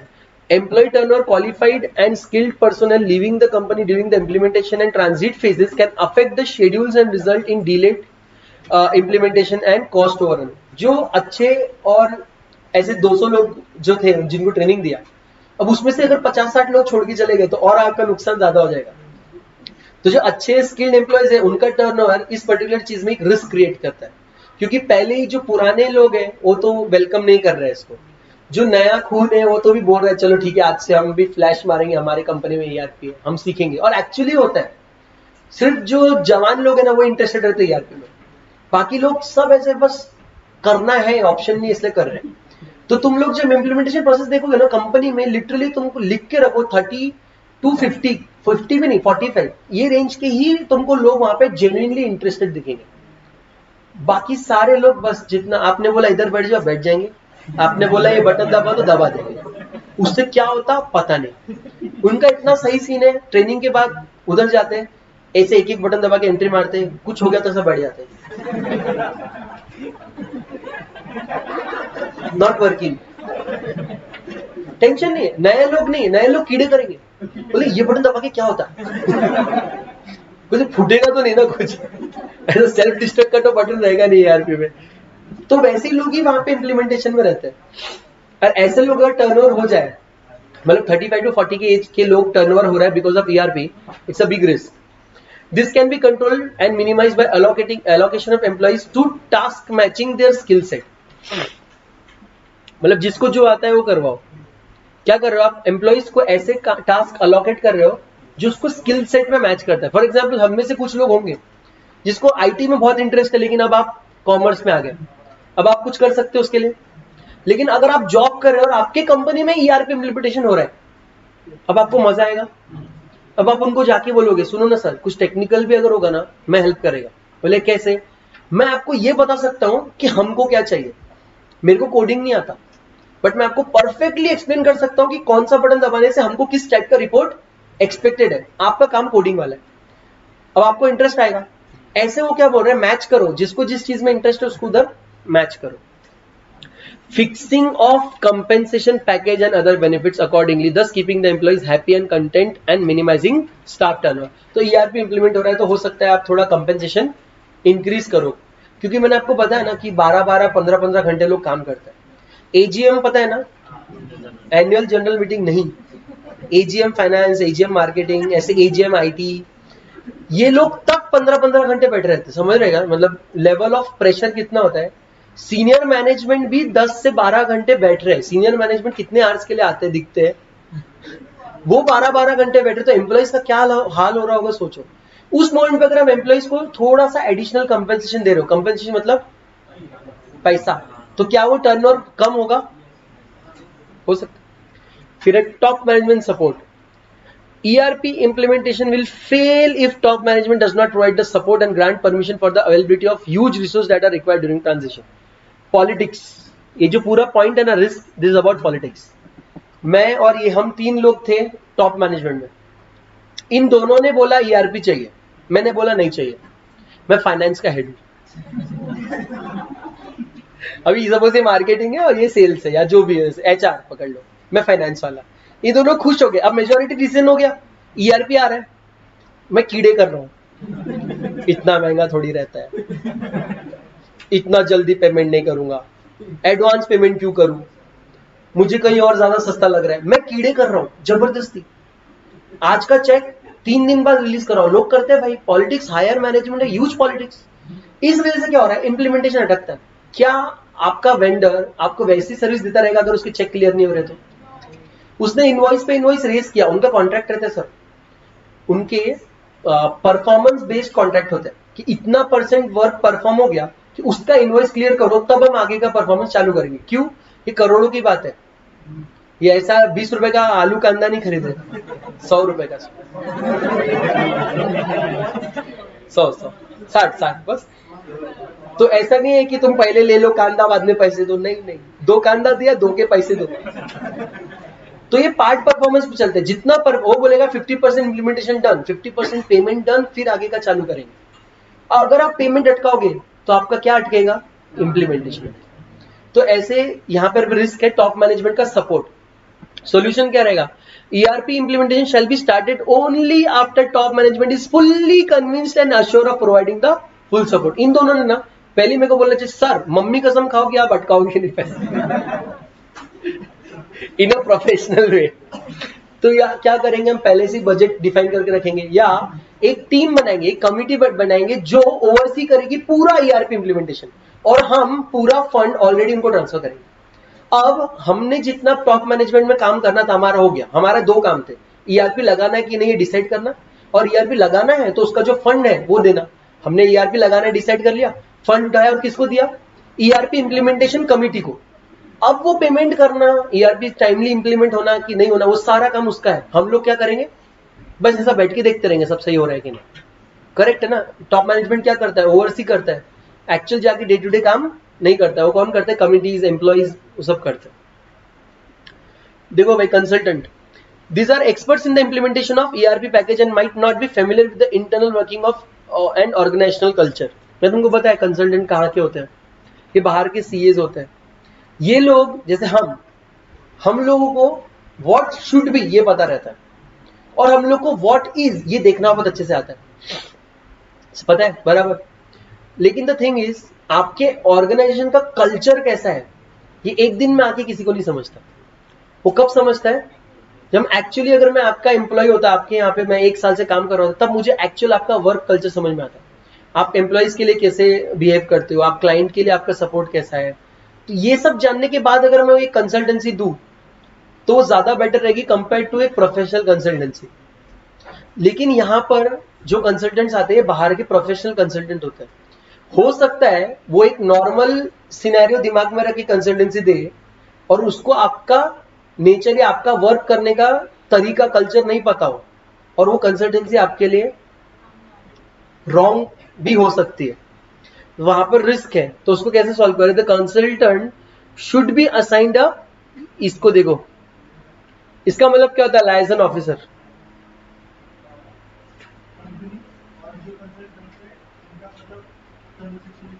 Convert, उसके एक पर्टिकुलर ऑफिसर होना चाहिए। क्या ये ऑफिसर इंटरनल रहेगा, एक्सटर्नल रहेगा? क्या ये ऑफिसर जूनियर होगा या सीनियर होगा? सर, आपका वर्क कल्चर एक सीनियर मैनेजर को ज्यादा अच्छे से पता होगा। सीनियर मैनेजर सीनियर बना है मतलब वो, और अच्छा ऐसा भी सीनियर मैनेजमेंट मैनेजर होना चाहिए जो काफी टाइम से आपकी कंपनी में, समझ रहे हो? सीनियर मैनेजर्स जो काफी टाइम से आपकी कंपनी में हो, अगर वो मेडिएट कर रहा है कंपनी और कंसल्टेंट के बीच में, अब वो कंसल्टेंट को अच्छे से समझा पाएगा, सर हमारा ये वर्क कल्चर है, इसको और मार्केट को ध्यान में रख के अब आप कंसल्टेंसी दो, तो बेटर कंसल्टेंसी आएगी, राइट? सिंपल था. Who can familiarise them with the company and it's working. अच्छा था ना? किन किन लोगों को तरास हो सकता है? तरास सबसे इंपॉर्टेंट एम्प्लॉइज, उनको क्या पसंद नहीं आता? चेंज. तो उनको आपको कन्विंस करना है. अगर उनको चेंज पसंद नहीं आ रहा तो आप उनकी कंपेंसेशन बढ़ाओ, ट्रेनिंग अच्छे से दो. ट्रेनिंग को कोई सोल्यूशन या ऑप्शन नहीं है, ट्रेनिंग देना ही है. अगर उसको जुगाड़ करके देना है आपका लुकआउट है, लेकिन ट्रेनिंग देना जरूरी है. स्टाफ टर्नओवर ज्यादा होना चाहिए, कम होना चाहिए? कम होना चाहिए. उसके लिए क्या करेंगे आप? वापस से वही, जिसको जो चीज अच्छे से आती है उसको वहां मैच करो. क्या मैच करोगे आप? Skill set with job. और कंपेंसेशन बढ़ाएंगे. टॉप मैनेजमेंट से सपोर्ट पहले ले लो, उनका काम पहला निपटाओ और बाद में काम एक्चुअल चालू करो. और कंसल्टेंट के लिए क्या करो? एक लिएजन ऑफिसर डालो जो कंसल्टेंट को रूबरू कराए, हम लोग कैसे वर्क करते हैं, हमारा कल्चर कैसा है. अब आप बैठ के कंसल्टेंसी करो. मजा आया क्या? मजा नहीं आया? ओके, सेकेंड रिस्क देखते हैं. ABCDE 5 है सर, अब हम सेकेंड तक पहुंचे. यह है process risk. One of the main reason of ERP implementation is to improve, streamline and make the business processes more efficient, productive and effective. अगर प्रोसेस नहीं सुधर रहा है तो ERP आने का कोई फायदा ही नहीं है. आपका प्रोसेस सुधरना चाहिए. मैं आपको बताता ना, ERP वाले आके बैठ जाते हैं पहले, वो 15-20 दिन, 1 महीना सिर्फ देखते कि आप कैसा काम करते हो. उनको सब पता रहता है कि एक्चुअल काम कैसा करना चाहिए, वो सिर्फ देखने आते हैं कि आप कैसा काम कर रहे हो. उसके बाद वो लोग इस जो गैप है आपके काम करने के तरीके और स्टैंडर्ड काम करने के तरीके में, जो गैप है, मतलब standard is a benchmark in your industry, उसको फिल करते हुए एक ERP बनाते हैं. और उसके बाद वो ERP आप यूज करोगे तो बाय डिफॉल्ट आपका प्रोसेस बेंचमार्क से इक्वल हो जाता है. सबसे पहला, program management. There could be a possibility of an information gap between day-to-day program management activity and ERP enabled functions like material and procurement planning, logistic and manufacturing. क्या बोल रहा है वो? इंफॉर्मेशन गैप हो रही है between day to day program management and ERP enabled functions. Day to day program management बोले तो day to day program management मतलब आप डे टू डे जो एम्प्लॉय जो काम करता है वो, और ERP इंप्लीमेंट करने या ERP मॉड्यूल बनाने वाले जो लोग हैं उसके बीच में इंफॉर्मेशन का गैप हो सकता है. मैं एक एम्प्लॉय हूं, मुझसे क्या एक्सपेक्टेड रहेगा ERP वाला जब टीम आएगा तब मैं क्या काम करता हूं, मैंने पूरा इन डेप्थ इन डिटेल लिख के बताना चाहिए उसको. एक कंसेप्ट होता है SOP, सुना है? फुल फॉर्म बताऊंगा तो तुमको समझ में आएगा. Standard operating procedures. SOP documented होते हैं. किस किसने सुना है SOP? 1 2 3. कैसे वर्क करता है SOP? मैनुअल रहेगा, उसमें आपका स्टैंडर्ड ऑपरेटिंग प्रोसीजर लिखा रहेगा. अब आपको अगर वो जॉब असाइन होता है तो आपको मैनुअल पढ़ के एज इट इज वो काम करना है. क्यों? That is a standard. क्या आप स्टैंडर्ड ब्रेक कर सकते हैं? क्या आप पुलिस के पास गए, FIR लिखने से पहले वो किसी को जेल में डाल सकते हैं? नहीं डाल सकते ना. क्यों? क्योंकि SOP ब्रेक हो रहा है सर. पहला स्टेप क्या होना चाहिए था? FIR. तो पहले वो FIR लिखेंगे, उसके बाद ही वो कार्रवाई स्टार्ट कर सकते. क्यों? क्योंकि ये उनके स्टैंडर्ड ऑपरेटिंग प्रोसीजर में लिखा हुआ है. करेक्ट है? तो ये स्टैंडर्ड ऑपरेटिंग प्रोसीजर्स आपको लिख के देने पड़ते हैं. अगर मैं कुछ मिस कर जाऊं, अगर मैं एज एन एम्प्लॉय SOP बनाते वक्त अपना एक इंपॉर्टेंट काम या कुछ इंफॉर्मेशन लिखना मिस कर दूं, ERP वाले को सपना आएगा क्या कि ये काम करता रहेगा, और उसको पता ही नहीं कि ये वो भी काम कर रहा है, और उसने ERP बनाते वक्त भी उस काम को इन्वॉल्व नहीं किया. अब जो सिस्टम बन गया वो उसमें डेफिशिएंसी आ गई. किस वजह से आई? अच्छा, ये प्रोसेस की बात कर रहा हूं मैं. प्रोसेस में डेफिशिएंसी आ गई. अच्छा, एग्जांपल से देखते हैं. Vendor selection process. Vendor selection पता है प्रोसेस? अगर आपको कोई पर्टिकुलर प्रोडक्ट खरीदना है तो आप मार्केट में किसी से भी जाके खरीद सकते हैं क्या? नहीं. उसके लिए एक वेंडर सिलेक्शन प्रोसेस होता है. हर एक कंपनी का उसका भी एक पर्टिकुलर SOP होता है. कंपनी में एक एम्प्लॉय जाएगा, अलग अलग मार्केट में लोगों को देखेगा जो वो पर्टिकुलर प्रोडक्ट सप्लाई करते हैं. उन सब से वो क्या मांगेगा? कोटेशन। टॉप 3 कोटेशन लेगा, वो मैनेजमेंट के सामने रखेगा। उन तीनों में से एक कोटेशन फाइनलाइज होगा, और जो कोटेशन फाइनलाइज होगा वो वेंडर रजिस्टर करना पड़ेगा, तब जाके वो वेंडर सिलेक्ट होगा। कभी कभी ऐसा भी हो सकता है कि आपने 10 रुपए की चीज 11 रुपए में खरीदी जस्ट बिकॉज वेंडर ज्यादा अच्छा है। देखते हो ना आप, रिव्यू रेटिंग देख के होटल में जाते हो ना, 4.2 है और 4.7 है। जोमेटो यूज किया है? जोमेटो में देखते हो आप होटल में जाने से पहले रिव्यू, 4.2 हो सकता है, 4.7 हो सकता है। अगर आपको ऐसा लग रहा है कि सिर्फ 50 रुपए का डिफरेंस है पर पर्सन, तो आप 4.7 वाले में जाओगे। क्यों जा रहे हो? सर्विस और क्वालिटी का आपको अश्योरेंस आ जाता है। तो वैसा भी हो सकता है कि वेंडर सिलेक्शन में आप एक्सपेंसिव वेंडर सिलेक्ट कर रहे हो to be ensured about quality of the product. एक बार ये वेंडर सिलेक्शन प्रोसेस में I am responsible for vendor selection and purchases, मैंने ना उसको ये कोटेशन वाली बात बताई नहीं कि 3 कोटेशन हमको टॉप मैनेजमेंट को भेजने होते हैं और टॉप मैनेजमेंट वेंडर सिलेक्ट करता है। ये मैंने being an employee ERP implementation जो टीम आई थी उसको बताया नहीं। Is it N information gap? अब वो ईआरपी बनते वक्त क्या उसमें ऐसा एक प्रोसेस रहेगा जहां पे 3 कोटेशन मैनेजमेंट तक जाएंगे? पूरा ईआरपी बन गया, पहला काम करने में बैठा, मैंने रियलाइज किया कि 3 कोटेशन डालने जगह ही नहीं है। रिस्क है सर ये। क्या मैं फाइनल कर सकता हूँ vendor? I am not authorised, मेरे एसओपी में नहीं था, मैं बताना रह गया। तो ये इस प्रोग्राम मैनेजमेंट में उसकी बात कर रहा है कि there could be a possibility of an information gap between day to day program management activities and ERP enabled functions like materials, procurement planning. ये देखो प्रोक्योरमेंट प्लानिंग में आएगा ना, फिर है logistics and manufacturing. This requires bridging the information gap between traditional ERP based functions and high value operational management functions. वो क्या बोल रहा है? ईआरपी फंक्शन और इसके बीच की गैप को ब्रिज करो। जब भी आपको पता चल रहा है आप उस मोमेंट बताओ और उसको एसओपी में ऐड कर दो।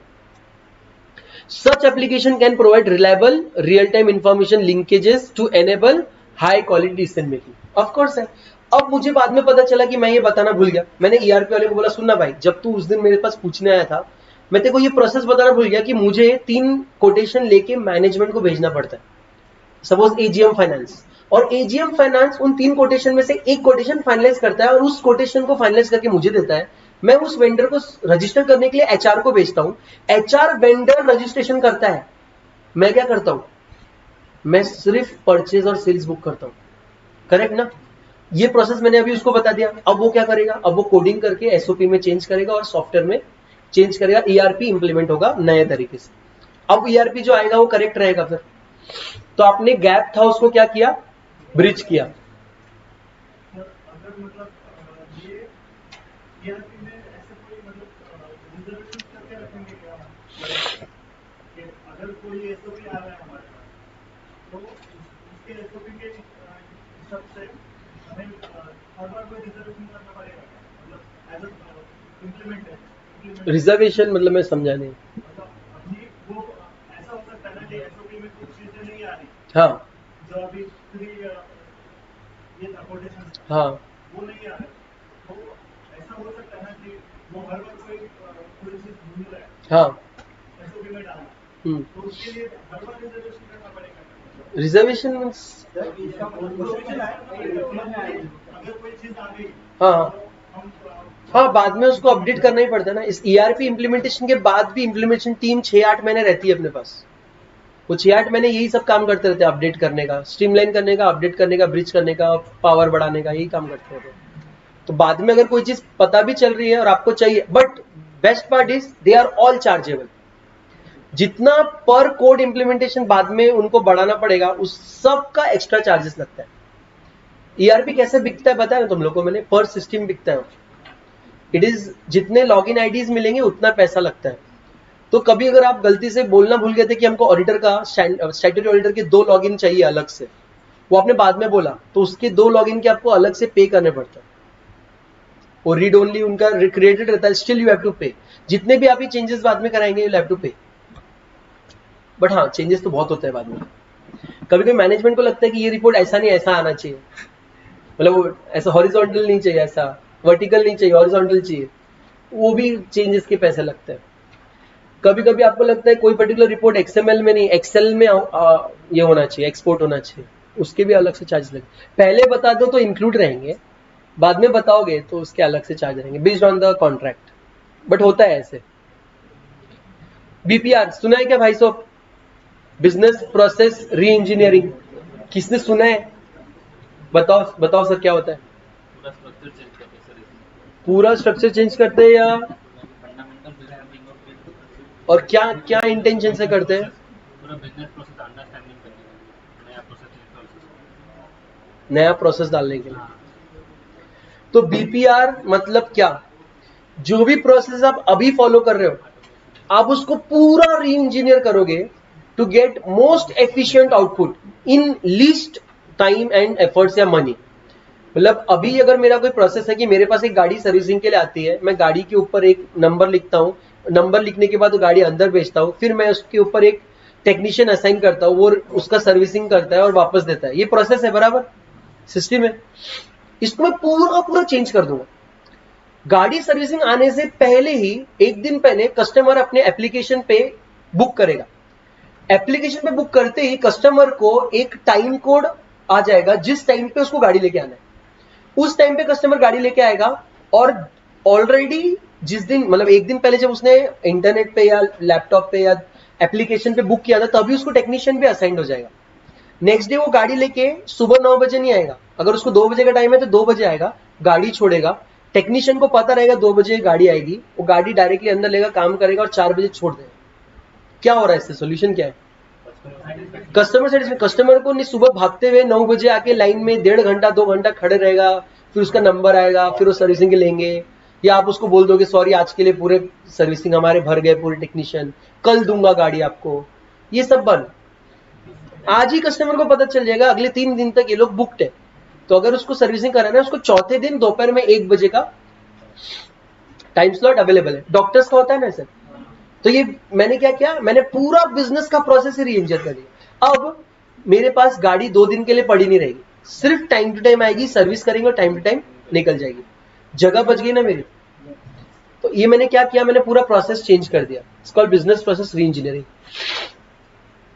BPR means not just change but dramatic change and dramatic improvement. क्या मेरे एग्जाम्पल में ड्रामेटिक चेंज है?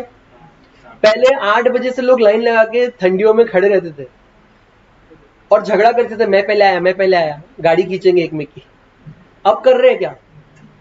अब पहले सर्विस के लिए उनको 1.5-2 घंटे पहले आके खड़ा होना पड़ता था, शाम में फोन करते रहते थे। अभी नहीं, ऐप पे उनको नोटिफिकेशन आ जाएगा आपका सर्विस हो चुका है, इतना अमाउंट बिल है, ये लिंक है, बिल ऑनलाइन पे कर दो।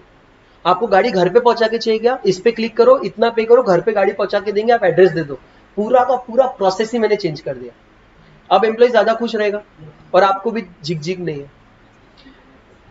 करेक्ट। बीपीआर में भी रिस्क एसोसिएट हो सकता है। Yes sir.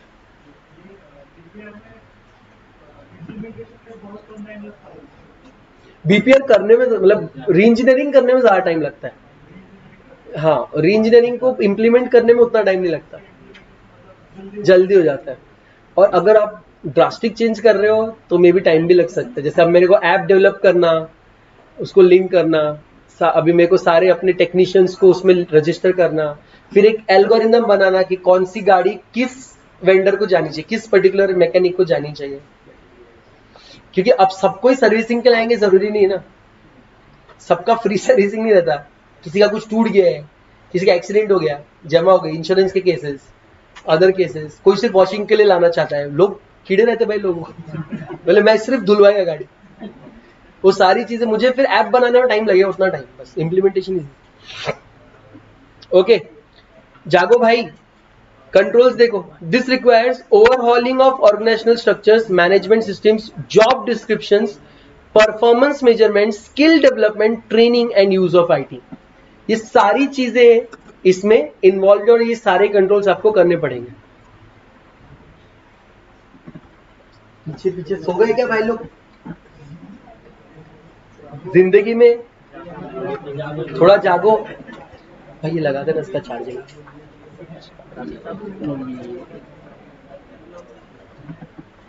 क्या हो गया लाइफ में? एक तो ये पीछे उधर क्यों लाइट बंद रही थी, मेरे को आज तक समझा नहीं। मेरे को चेहरे नहीं दिखते, कौन ऐसा सीधा भी सो रहा होगा कोई, तो समझ नहीं। हाँ, जिंदा है ना? अरे सामने के सामने आग है, आग जिंदा है। चलो अच्छा है।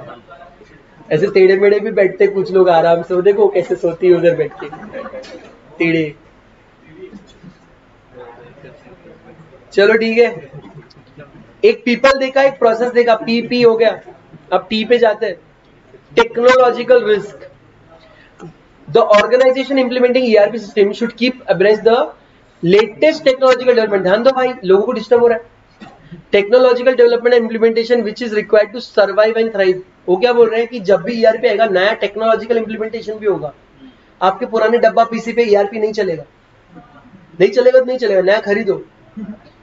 समझ रहे हो, करना पड़ेगा। तो अभी देखो क्या है, सबसे पहले है software functionality. ERP systems offer a, सुना है नहीं तो ढूंढने का ना, गूगल पे ढूंढो ना, मेरा इंग्लिश सिखाने का कोई काम नहीं है। हाँ ऑडिट में नहीं रे, एक इधर नहीं सुना रहेगा तो। हाँ हाँ, मीन्स इन ग्रेट नंबर्स ना। हाँ, तो ERP systems offer a great extent of features, great extent you can say of features and functions. However, not all organizations require those many features. Implementing all the functionality and features just for the sake of it can be a disastrous for organization. आपके HR में 2 लोग हैं और आपने 25 लाख का HR module खरीदा है। Disastrous, perfect example of disastrous implementation. जरूरत थी क्या आपको? आप बोलोगे ऐसा सर कैसे होगा, करोड़ों का टर्नओवर है, 2 ही एचआर टीम कैसे हो सकती है? हो सकती है सर। आपका एक एक ट्रांजैक्शन 20-20, 25-25 लाख का है। आप ऐसी चीज सेल करते हो जो 25-25 लाख की एक चीज है, आपको नहीं लग रहा है एचआर, नहीं चाहिए उतने एम्प्लॉइज। जब एम्प्लॉइज ज्यादा नहीं, एम्प्लॉइज टोटल 20-25 है तो 2 एचआर बहुत है। एक एचआर भी संभाल लेता, 100 एम्प्लॉइज संभाल लेता एक एचआर। तो आपको एचआर मॉड्यूल लेना चाहिए था क्या? जस्ट बिकॉज बल्क में आ रहा है आपने ले लिया। तो बोल रहे हैं आपने एक एक उतने ही मॉड्यूल्स खरीदो जितने की आपको जरूरत है। Care should be taken to incorporate the feature that are required by the organization and supporting additional features and functionality that might be required at a future date. अब फ्यूचर मतलब नियर फ्यूचर। आप ऐसा नहीं बोल सकते आज से 10 साल बाद हो सकता है कि एचआर टीम बढ़ जाए, तो अब आज से एचआर का मॉड्यूल लेके मत रखो।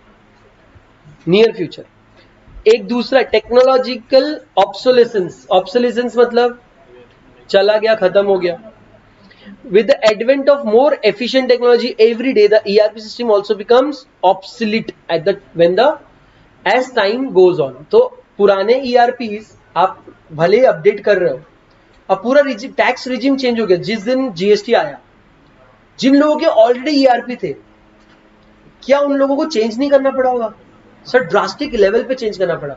क्या सबके ERP मेंटेनेंस कॉन्ट्रैक्ट के अंडर ही होंगे? किसी किसी को नया मेंटेनेंस कॉन्ट्रैक्ट या अपग्रेडेशन कॉन्ट्रैक्ट करना पड़ा होगा। तो ये चेंजेस अगर आ रहे हैं नए, तो आपको नए चेंजेस आपके सिस्टम में भी करने पड़ेंगे। हो सकता है आपका सिस्टम ऑब्सोलीट हो जाए। This required critical choice of technology architecture of the product, ease of enhancement, ease of upgrading and quality of vendor support. तो आपका वेंडर सपोर्ट क्वालिटी भी सुधर अच्छा रहना चाहिए, जो खुद से आपको बोलेगी सर ईआरपी आपका जो था हमने वैट पे बनवाया था, अभी जीएसटी आ चुका है, ये हमारे चार्जेस है, हम इसको कन्वर्ट करके दे देंगे जीएसटी एनवायरमेंट में। आप बोलेंगे ठीक, इसको बोलते हैं गुड वेंडर सपोर्ट। नहीं तो वेंडर आके बोलेगा सर हमारी कंपनी तो 2 साल पहले बंद हो गई, अब हम दूध बेचते हैं चाहिए क्या? तो आपका वेंडर सिलेक्शन खराब हो गया sir. Okay, enhancement and upgrades. ERP systems are not upgraded and kept up to date. Patches and upgrades are not installed and the tools are underutilized. What do you mean by patch? Viruses को counter करने के लिए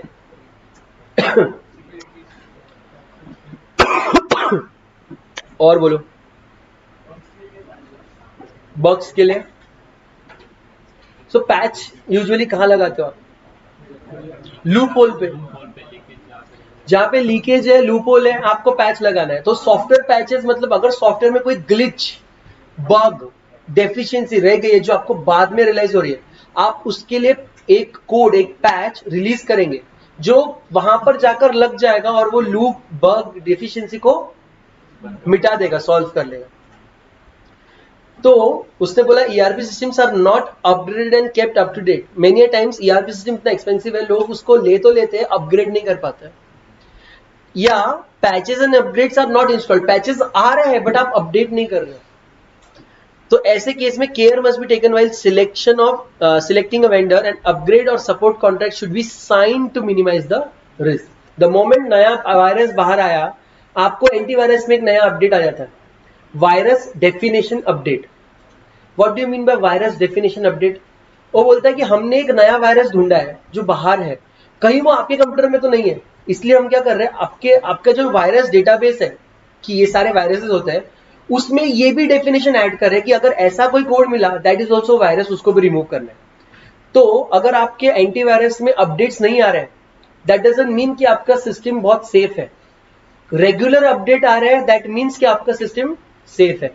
तो कभी कभी free antivirus जो होते हैं, स्टिल एंटीवायरस स्कैन के बाद भी आपके यहाँ कंप्यूटर में वायरस बचे रहेंगे, क्योंकि वो फ्री वायरस है, एंटीवायरस है। फ्री एंटीवायरस के डेफिनेशंस उतने स्ट्रॉन्ग अपडेट्स नहीं होते जितने पेड के होते हैं। इसलिए वो लोग आपको बोलते हैं सर अगर आप अभी पेड करेंगे तो 140 फाइल्स हम रिमूव कर देंगे। कौन से 140 फाइल्स वो बताएंगे नहीं। वो इन शॉर्ट आपको डरा रहा है कि आपके सिस्टम में 140 वायरसेस है, हमको पता है बट हम नहीं हटाएंगे। पैसे दो हम हटाएंगे, मत दो तो आपके इसमें 140 वायरस है, इंजॉय करो, बोले बैंकिंग के फंक्शंस करो। उसमें से 150 मतलब उसमें से 100 तो हमने डाले। Application portfolio management. This process is focused on the selection of new business application and projects required delivering them. तो कभी कभी नए बिजनेस मॉड्यूल्स भी आपको लग सकते हैं, जैसे CRM का पहले नहीं लगता था, अभी लगा। तो वो बोल रहे हैं कि this process focuses on selection of new business application. तो ERP एक बार लगाया तो बाद में चेंज नहीं कर सकते, ऐसा कुछ है क्या? हमने देखा था ना कि कोई भी वेंडर चेंज कर सकते हैं। उसमें बोला है कि by bringing to the light the share number of applications in the current portfolio, IT organisations can begin to reduce duplication and complexity. 2 antivirus system में नहीं रखना बोलते हैं। क्यों? आपने सुना नहीं किसी को बोलते हुए ऐसे कि एक कंप्यूटर में 2 एंटीवायरस नहीं होने चाहिए? झगड़ा वगड़ा कुछ नहीं होता, सिस्टम स्लो हो जाता है। दोनों एंटीवायरस साइमल्टेनियसली प्रोसेस कर रहे होते हैं, सिस्टम स्लो हो जाता है। एंटीवायरस कंटिन्यूअसली प्रोसेस करते हैं ना। तो ऐसे वो बोल रहे हैं कि डुप्लीकेट सॉफ्टवेयर जो है उनको रिड्यूस करो ताकि आपकी प्रोसेसिंग की एफिशिएंसी बढ़े, यानी एप्लीकेशन को मैनेज करो बराबर से। अरे खत्म भी होने आ गया भाई, ये तो बस आखिरी है क्या ये?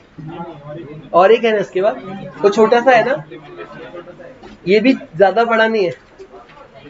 अरे ऐसा आलस नहीं करने का है, ठीक है।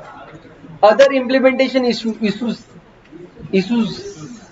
Many times ERP implementation are withdrawn because of following factors. मतलब देख रहे हैं क्या, डायरेक्ट विड्रॉ कर लिया हो। लेंथी इम्प्लीमेंटेशन टाइम, बोले लास्ट 10 साल से ERP इम्प्लीमेंट ही हो रहा है, अब आपका दिमाग खराब हो गया। बोले तो क्या कर रहा है, लास्ट 10 साल से ERP लगा ही रहा है, अभी GST आ गया अब मत लगा। ERP projects are lengthy, that takes anywhere between 1 to 4 years depending upon the size of the organization. Due to technological development happening every day, the business and technological environment during the start and completion of project will never be the same. 4 साल पहले आपने i3 खरीदा था, क्या बोल के ERP implement करेंगे। ERP implement होते थे i9 आ गया ERP इम्प्लीमेंट होने के बाद आपका ERP पुराना ही हो गया, दिल दुखेगा ना। Employ turnover is another problem. तो इसमें बोलते हैं care must be taken to keep the momentum high and enthusiasm alive. जो इस बैच का अभी मेरे को नहीं लग रहा है, आपका मोमेंटम स्लो हो चुका है, आपका एंथुसियाज्म गायब हो चुका है, आत्मा बॉडी छोड़ के जा चुकी है, आग भी नहीं लग रही, अबे लाइटर भी नहीं जल रहा अब तुम्हारा। तुम लोग ऐसे केरोसिन हो जिसको आग लगाने से भी आग नहीं लगेगी अभी, है ना। RDX से कपूर बन चुके हो तुम। पहले ऐसा लगता था कि तुमको आग लगाऊंगा तुम फटोगे, अभी ऐसा लग रहा है जलोगे भी तो ऐसे ऐसे ऐसे। क्योंकि वो बर्थडे कैंडल रहती है। क्या पानी पीने का? पियो ना, मैंने किधर रोका। पहली पानी गिर गया तुम लोग। तुम्हारा एंथुसियाज्म लाइफ मतलब उतना नहीं है बोलते। उनको बोल रहे हैं कि आप अपने एम्प्लॉइज का एंथुसियाज्म अलाइव रखो, लाइव रखो, चलेगा। भले साल 2 साल लग जाए, एम्प्लॉइज को ऐसा जोश में रखना। अबे तू देख 2 साल बाद क्या होगा, तू करके तो देख। बोले अरे सर 2 साल से, अरे तू रुक तो सही भाई, आग लगा देंगे आग। तो उसे कंप्यूटर खोलेगा ना, लाल हरा ऐसा। देखो पता है ERP में क्या होता है? बोले नहीं। अरे तू देख तो, देखो ट्रेनिंग दी जाएगी। बोले किसकी, कब कौन सा कलर आता है तेरे को पहले ही समझ में आने लगेगा। ऐसा उनको ऐसे एड़ा बना के रखने का। दूसरा, आपकी कंपनी गरीब है, आपको लगा था आप अमीर हो बट आप गरीब हो। आपको तब लगा था कि मैं तो, मेरे पास बैंक में 2 करोड़ पड़े। ERP इंप्लीमेंट होते होते आपको लगा कि आपको लोन लेने की जरूरत है। ये तख्ता पलट कैसे हुआ? आपको रियलाइज हुआ आपने 1 का नहीं 1.5 करोड़ का ERP लिया है। The budget of ERP implementation is generally allocated without consulting experts, and then implementation is stopped along the way due to lack of funds. आपने कंसल्टेंट को पूछा, कंसल्टेंट ने आपका बैंक स्टेटमेंट देखा, बोला इतना पैसा है, ले ले ERP। अगले दिन उसमें से आधा पैसा एक पार्टी को पे हो गया। अब कंसल्टेंट तो आके देखने वाला नहीं है, आपको समझना चाहिए था। फिर आपने आधा ERP इंप्लीमेंट किया और अब आपके पास देने को पैसे नहीं है, तो अब क्या करना पड़ेगा? क्या आपको पैसे वापस मिलते हैं ERP इंप्लीमेंट? नहीं मिलते। तो आपको क्या बोला, वो प्रोसेस बाय प्रोसेस चलता है, जितना % हो गया उतना पैसा गया, भूल जाओ, गए। जो गया, जाने वाला वापस पलट के कभी नहीं आता। It is necessary to allocate necessary funds for the ERP implementation project and then allocate some more for contingencies. क्या बोला हो? ERP का फंड allocate करो और थोड़ा और भी कर दो, ये कॉन्टिजेंसी के लिए। समझा ना? अरे लिखा है उधर, सम मोर फॉर कॉन्टिजेंसी। कुछ तो ऐसा होगा और आपके और पैसे चले जाएंगे। तो आप लोग अभी मंथली कैसा आपको पॉकेट मनी मिलता होगा, तो प्लानिंग करते हो क्या पॉकेट मनी का? हम लोग तो करते थे। आपका पॉकेट मनी कितना है बताओ ना, थोड़ा मजा आता है। किसी का 10,000 के ऊपर है क्या पर मंथ? कुछ सब शर्मा रहे, बोले मेरे से उधारी मांगेंगे लोग। 10,000 के नीचे है सबका, 5 के ऊपर, 5 के ऊपर है तो 8 पकड़ लो, 8,000 में सही है। हमको 2,500 से 3,000 मिलता था पर मंथ। हाँ रेंट नहीं, हमको रेंट नहीं था, हमारा हॉस्टल का 7,000 पर ईयर था, BMCC रॉक्स। तो अभी हम लोग क्या करते थे, मंथ के स्टार्टिंग में पहला बजट बनाते थे मेस। हमारा रेंट, तुम लोग का आई थिंक पहला रेंट आएगा, फिर मेस आएगा, फिर पेट्रोल, नाश्ता पानी। नाश्ता ठीक है, पानी फ्री मिलता भाई, चाय। इसके बाद भी थोड़ा सा रखते होंगे ना कंटिजेंसी। दोस्त कब बोले कभी किसी दोस्त ने पैसे मांग लिए तो कंटिजेंसी से पैसा उठा के देने का, मूवी देखने का फंड हम रखते थे। बीमार और मंगाते हो अभी, कौन बीमार हुआ तो उसमें कोई नहीं निपटाता, फोन करते हो घर पे, मैं बीमार हो गया हूँ, डॉक्टर ने मुझे भर्ती कर लिया है, मुझे 5,000 मांगे जा रहे हैं, फिर 4 दिन ऐश।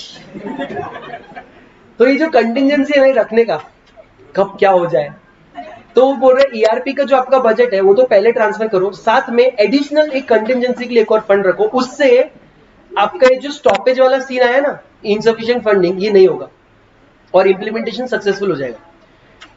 तीसरा, ये कुछ केसेस बाहर आए थे डेटा सेफ्टी के। अच्छा, ERP इंप्लीमेंटेशन करने वाले लोगों को आपके बारे में सब कुछ पता चल जाता है, आपका बिजनेस, आपके क्लाइंट्स, आपके वेंडर्स, आपके एम्प्लॉइज, आपके मैनेजर्स। मैडम ध्यान दो, ये सारा डिटेल्स एक्चुअली आपके प्राइवेट इंफॉर्मेशन है, जो बाहर चली गई तो आपका हो सकता है कि बिजनेस को लॉस हो जाए, दूसरे लोग कॉपी करें। as there is only one set of data ना, integration. If this data is lost, whole business may come to an standstill. समझो ना, आपका पूरा डेटा उठाया, ERP में डाला, क्या किया, आपका एग्जिस्टिंग कंपनी था, पुराना जो सिस्टम था उसका पूरा डेटा उठाया, ERP में डाला. इस प्रोसेस में डेटा करप्ट हो गया. सिर्फ उठाया हुआ डेटा नहीं, जहां से उठाया वो भी करप्ट हो गया, जिधर पुट किया वो भी करप्ट हो गया. या नहीं, आज के डेट में अब आपके पास डेटा है ही नहीं. आप ERP इंप्लीमेंट करने वाली कंपनी हो, आपका पुराना डेटा भी गया और नए जगह पे भी डेटा नहीं आया, क्या करोगे आप? रोने से भी कुछ नहीं होगा. ग्रेव डेंजर है भाई पूरा. मतलब अब तो आपका बिजनेस कंटिन्यूटी पे हैम्पर हो गया है.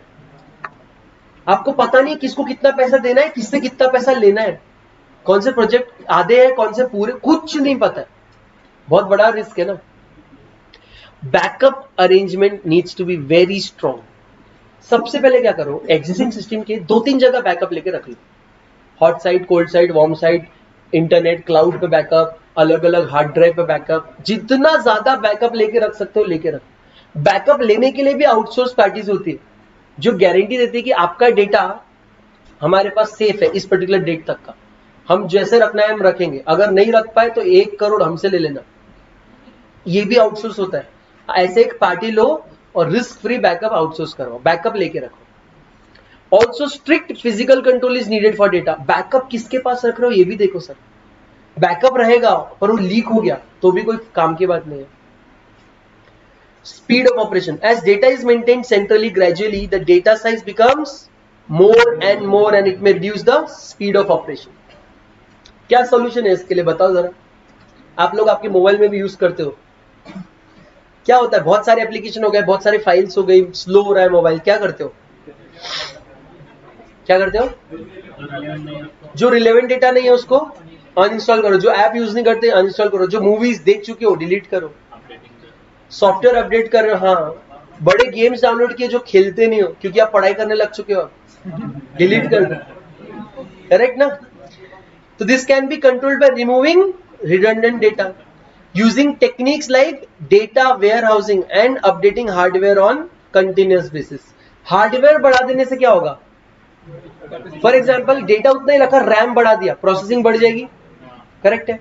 और डेटा वेयर हाउसिंग करने से क्या होगा, डेटा बहुत अच्छे से कैटेगराइज करके रहेगा.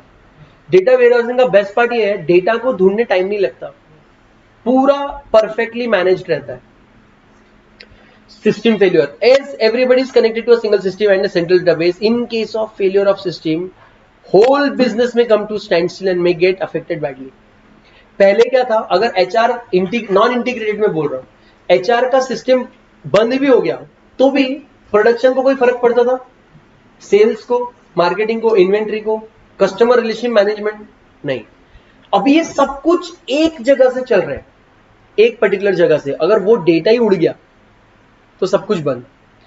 This can be control and minimise by having proper updated backup of data as well as alternative hardware internet arrangements.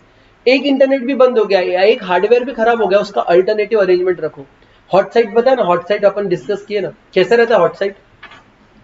वो इतना खतरनाक रहता है ना कि आपका जस्ट 1 सेकंड पहले हुआ हुआ ट्रांजैक्शन भी वहां पे अपडेटेड होता है, एकदम रिमोट लोकेशन पे. इधर नहीं रहेगा, इधर बाढ़ भी आ गई ना, आप उसके नेक्स्ट सेकंड में आपका बिजनेस कंटिन्यू कर सकते हो. बस आपको एक्सेस, मेन आपका एक्सेस बंद करके हॉट साइट से एक्सेस आपको चालू करना पड़ेगा, बस खत्म. इतना अपडेटेड होता है तो उतना ही कॉस्टली भी रहेगा. सीधी बात है. अगर आपको बोलूं 3 टाइप के साइट्स होते हैं, कोल्ड साइट, वार्म साइट और हॉट साइट. सबसे एक्सपेंसिव कौन सा होगा, कम एक्सपेंसिव वार्म साइट, उससे भी कम कोल्ड साइट. वार्म साइट में क्या होता है, हार्डवेयर सॉफ्टवेयर रहते हैं, डेटा उतना ज्यादा अपडेटेड नहीं होता है. कोल्ड साइट में क्या होगा, कुछ नहीं रहता है, आपको लेके आना होता है. बराबर है ना. तो आपके रिक्वायरमेंट के हिसाब से आप बैकअप लो.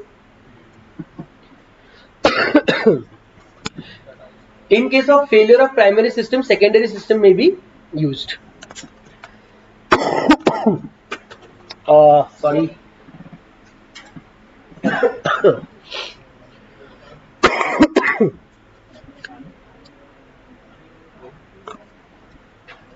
गाली दिया कोई तो भी.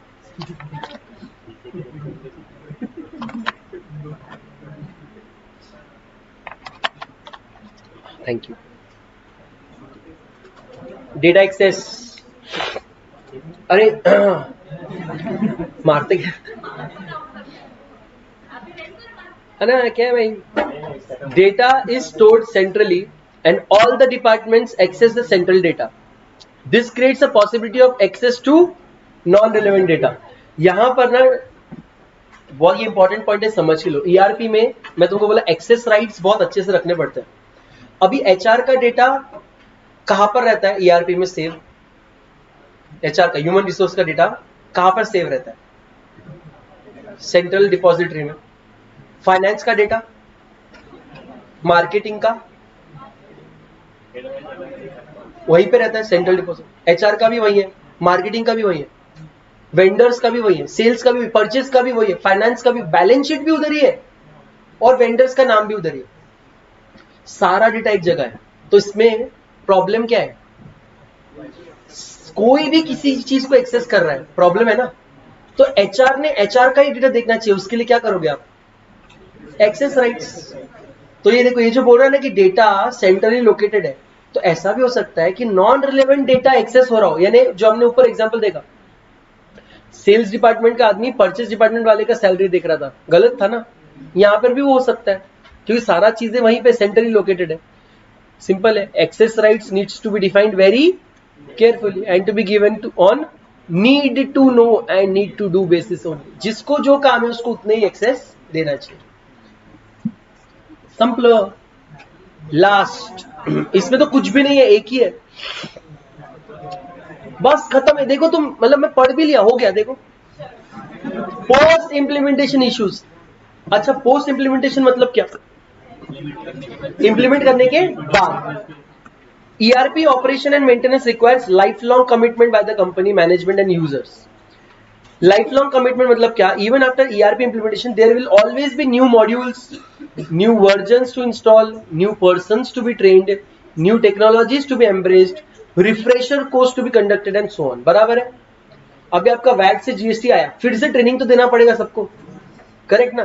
तो वो बोल रहे हैं कि एक बार ERP ला लिया, ट्रेनिंग हो गया, सब खत्म हो गया, ऐसा नहीं है। हो सकता है आप नया मॉड्यूल या नया वर्जन लेके आ रहे हो, नए पैचेस आएंगे, नए पैच में नया कुछ चेंजेस हो सकता है, आपको ट्रेनिंग देने की भी जरूरत फिर से पड़ सकती है। रिफ्रेशर कोर्स क्या होता है? मेमोरी रिफ्रेश करते हो कि सर ये भी होता था, आपको सिखाया था, आप यूज नहीं कर रहे हो, यूज क्यों नहीं कर रहे हो, करो। This requires strong level of commitment and consistency by the management and users of the system. झगास, कितना फास्ट फास्ट कर लिया अपन ने आज, और 1 घंटा और है अभी अपने पास। Imagine, wow. 6:30 तक क्लास रहता है ना, 5:30 हुए ना अभी। हाँ, तो डरा क्यों रे भाई? क्या तुमको नहीं पता था ये चीज? बैनर अंदर लगाओ क्या क्लास का? क्या हमने आपसे कमिटमेंट लिया था 6:30 तक का? है, लिया था, इसलिए बोलता ना। ले तो लूंगा ही मैं। अबे 2 घंटे की क्लास में क्या ब्रेक लेना? बे ऑडिट में ब्रेक मिलता है क्या तुमको? कुछ भी। और सुबह कौन सा क्लास होता है सबसे पहले? कितने से कितने बजे था? 8:30 से 10:30। कितने मिनट का ब्रेक मिलता है? 20 मिनट का ब्रेक मिलता है। सर को बोल रहा था, नाम बताओ तुम्हारा।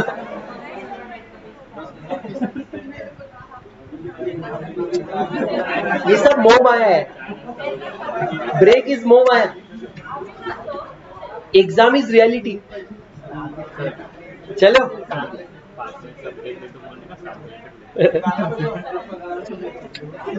ब्रेक मिलता ही नहीं लाइफ में। कल तुमको होमवर्क दिया था मैंने कुछ तो, हाँ कभी तो भी दिया था, 2 होमवर्क याद है मेरे को, दिया था। फिर लाए, किया नहीं तुम लोग? कोई तो याद दिला, होमवर्क क्या था?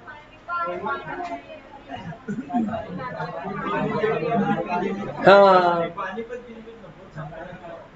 पानी के अंदर कवरेज आता है क्या? गूगल किया क्या? नहीं किया। तुम लोग को लाइफ में इंटरेस्ट ही नहीं है। फोन डाला गया पानी के अंदर, बंद हो गया। और भी तरीके होते हैं जीवन साथी पाने के। चलो ठीक है, ब्रेक हो गया ना, एक है ब्रेक थे तो अभी तो बोला मैं बाहर जा सकते करके।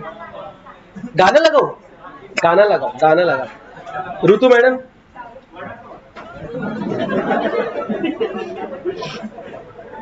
ये गाना सुनेंगे तब तक आप जाके बाहर फ्रेश हो सकते हैं एकदम। 2 मिनट में आ जाना, क्योंकि मैं 2 मिनट में चालू हो जाऊंगा। अरे किधर है ये, क्या एबीसी भाई, इंटरनेट नहीं लगाया क्या तुमने? बताओ कौन सा गाना लगाने का। हाँ बोल ना। लैम्बोर्गिनी।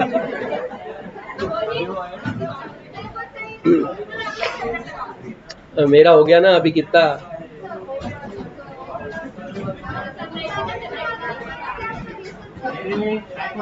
उनको छुपना पढ़ना है क्या? याद दिला। बताओ ना, गाने बताओ ना प्लीज। सनमपुरी,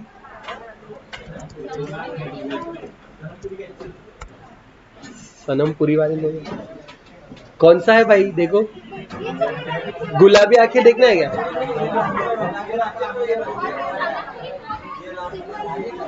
वो भी लगाई।